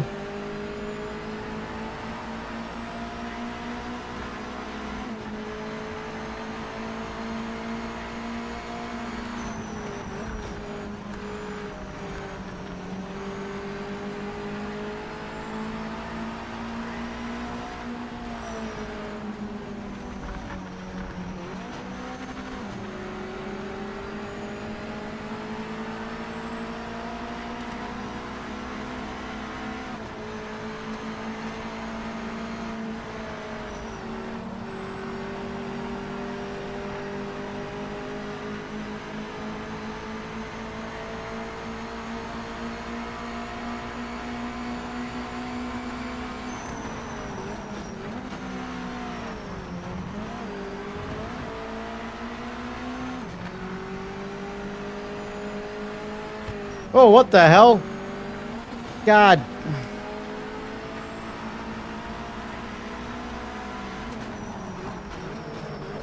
That's that peer-to-peer.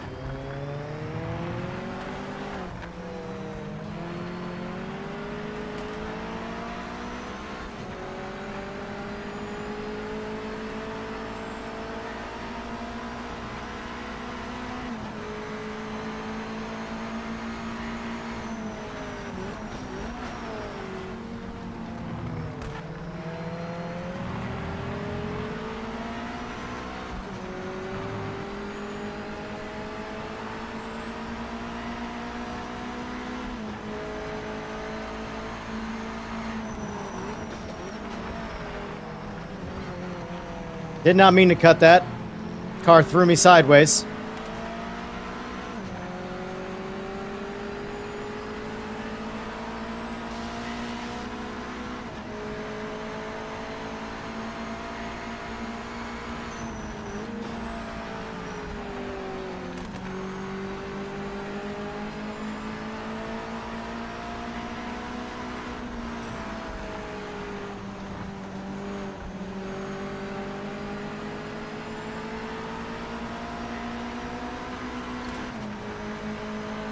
There's so little room for error on these cars because they're so slow.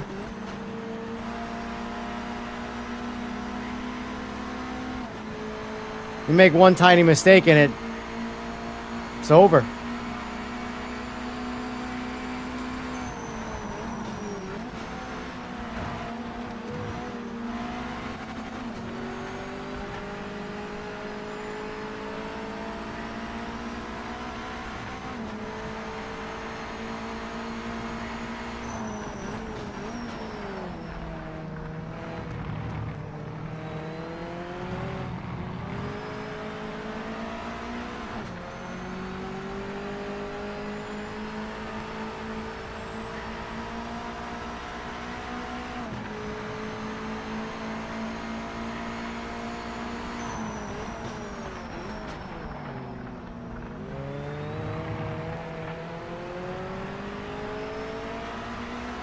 All right, so 100 meters too late. Got it. Noted.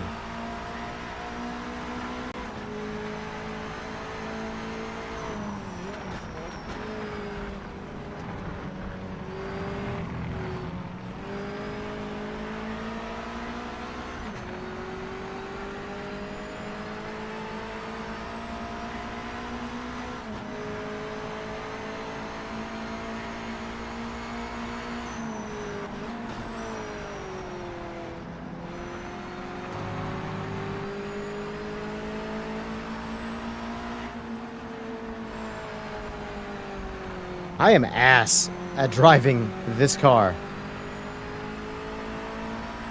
I'm telling you, the easier a car is to drive, the more you see how truly bad of a driver I really am.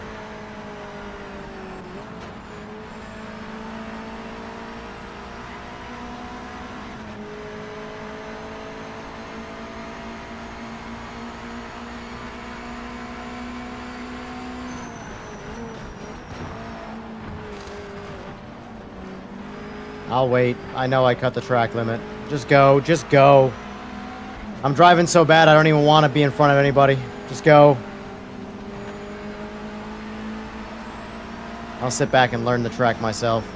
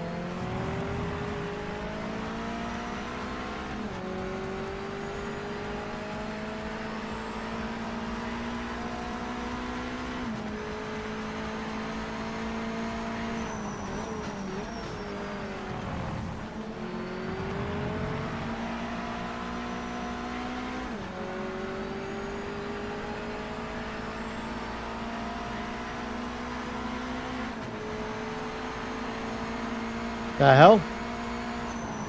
Guess he crashed.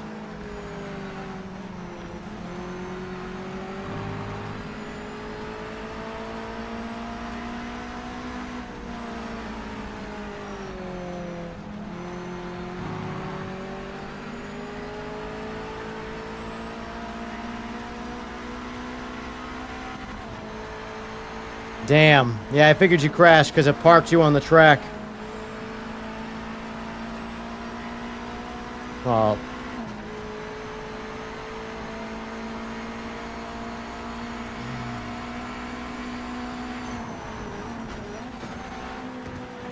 Well, what I can say is this. The limited information I have, from my understanding, the next patch is heavily focusing on multiplayer experience. So... hopefully, they resolve most of the crash. You can't completely stop the internet crashing. That's the internet. There's nothing you can do about that. But it obviously needs to be far more stable than it actually is, so hopefully that comes true.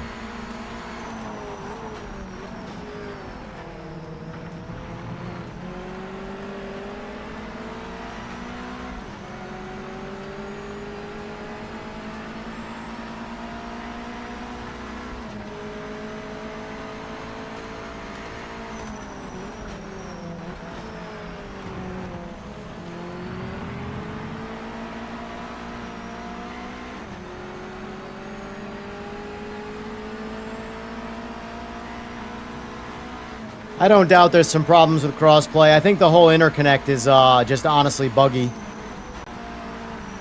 Oh, shit. Kind of like my driving. It's very buggy.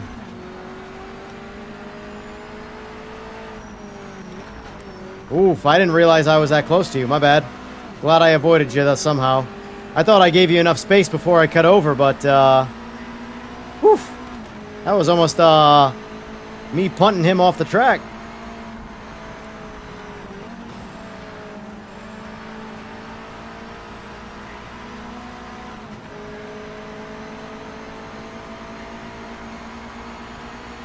Yeah, that doesn't help. Also, your own personal internet connection has a big part of it, too.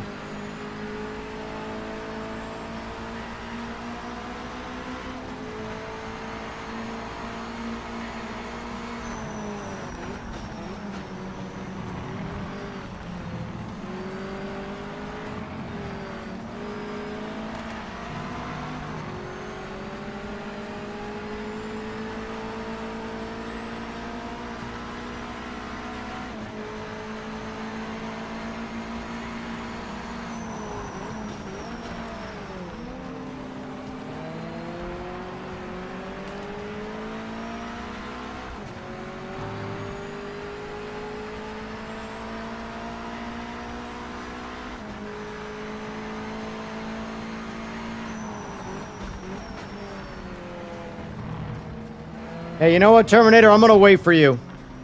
That way I can give you somebody to race for the last 2 laps, or last lap. Yeah, 2 laps.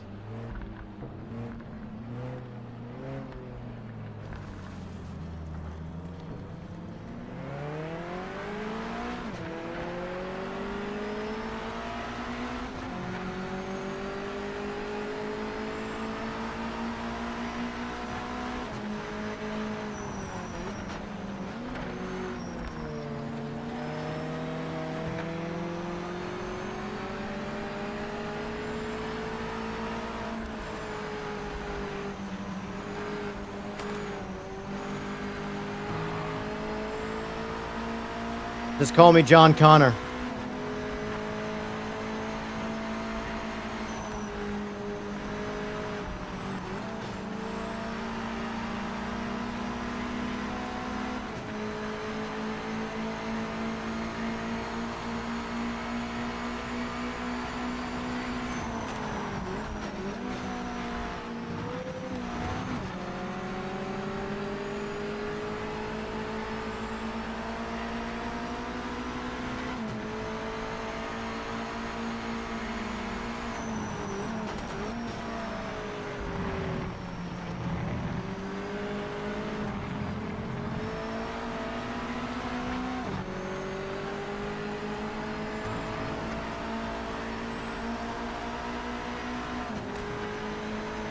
There's a lot of people who play this, just not on PC.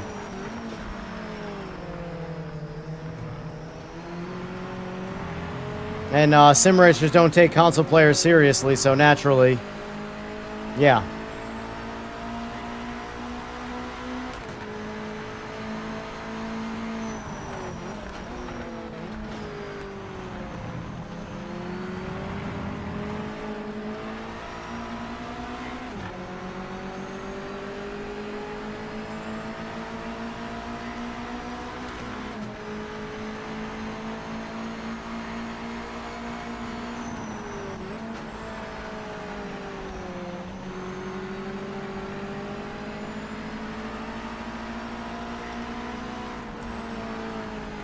I always turn in there way too soon. I'll figure that out one of these days.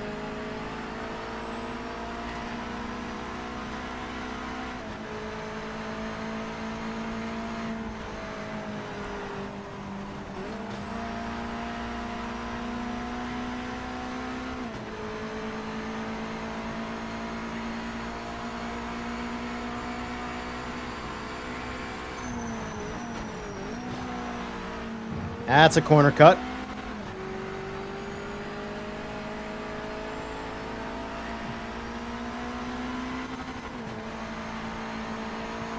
Nothing says last place like the last race of the night.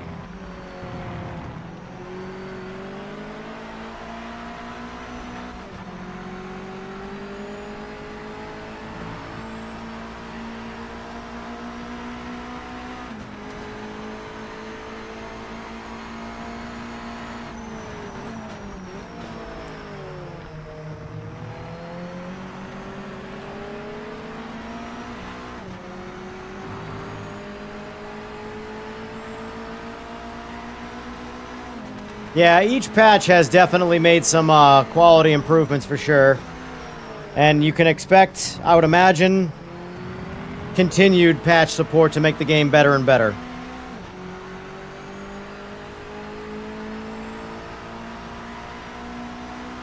Welcome to modern gaming. It's what it is.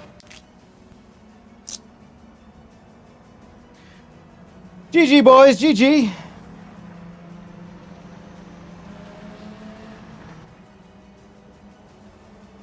Look at that, a whole lot of 149. That's what I'm talking about. The cars are easy to drive and how one mistake ruins you. Look how tight the lap times are.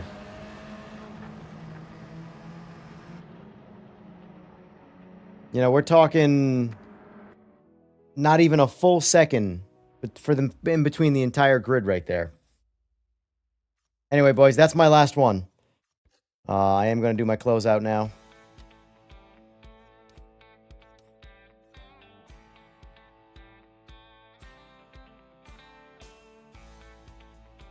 I think it's got some of the best force feedback, period. Not a console thing.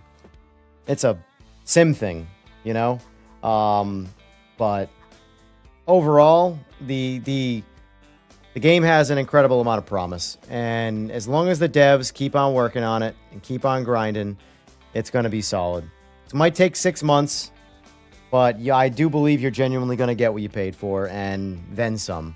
So anyway, folks, as usual, thank you for being here.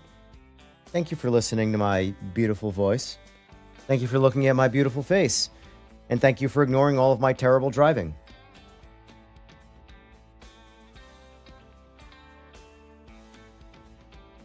Yeah, the good thing about this, though, is that, well, I mean, the problem is that if the game does get a lot better, the competition side of things will go up. So the better, the more popular something is, the higher the ceiling is for competition. So, you know, at the end of the day, you just kind of got to pick something that you have fun with and enjoy it and keep on playing. But anyway, folks, GG's. Thank you for being here. It's been a good time. And I'll be back tomorrow morning, 11 a.m., so about 12 hours from now, to fire this back up. And we're going to continue reviewing the game as a pre-patch sort of revisit to 1504. And then we'll maybe do some open lobbies again tomorrow night. And then hopefully the next time we stream, we got a patch to review. And I will be doing my very best to stream immediately upon the release of the patch. Whenever that time might come, I am going to fire up the stream. Might not be at 11 a.m. It might be whenever. But when the stream or when the patch goes live, you can bet your ass I'll be streaming it to review it. So anyway, until then, folks, y'all have a good night. And I'll see you tomorrow at 11 a.m. Be safe out there.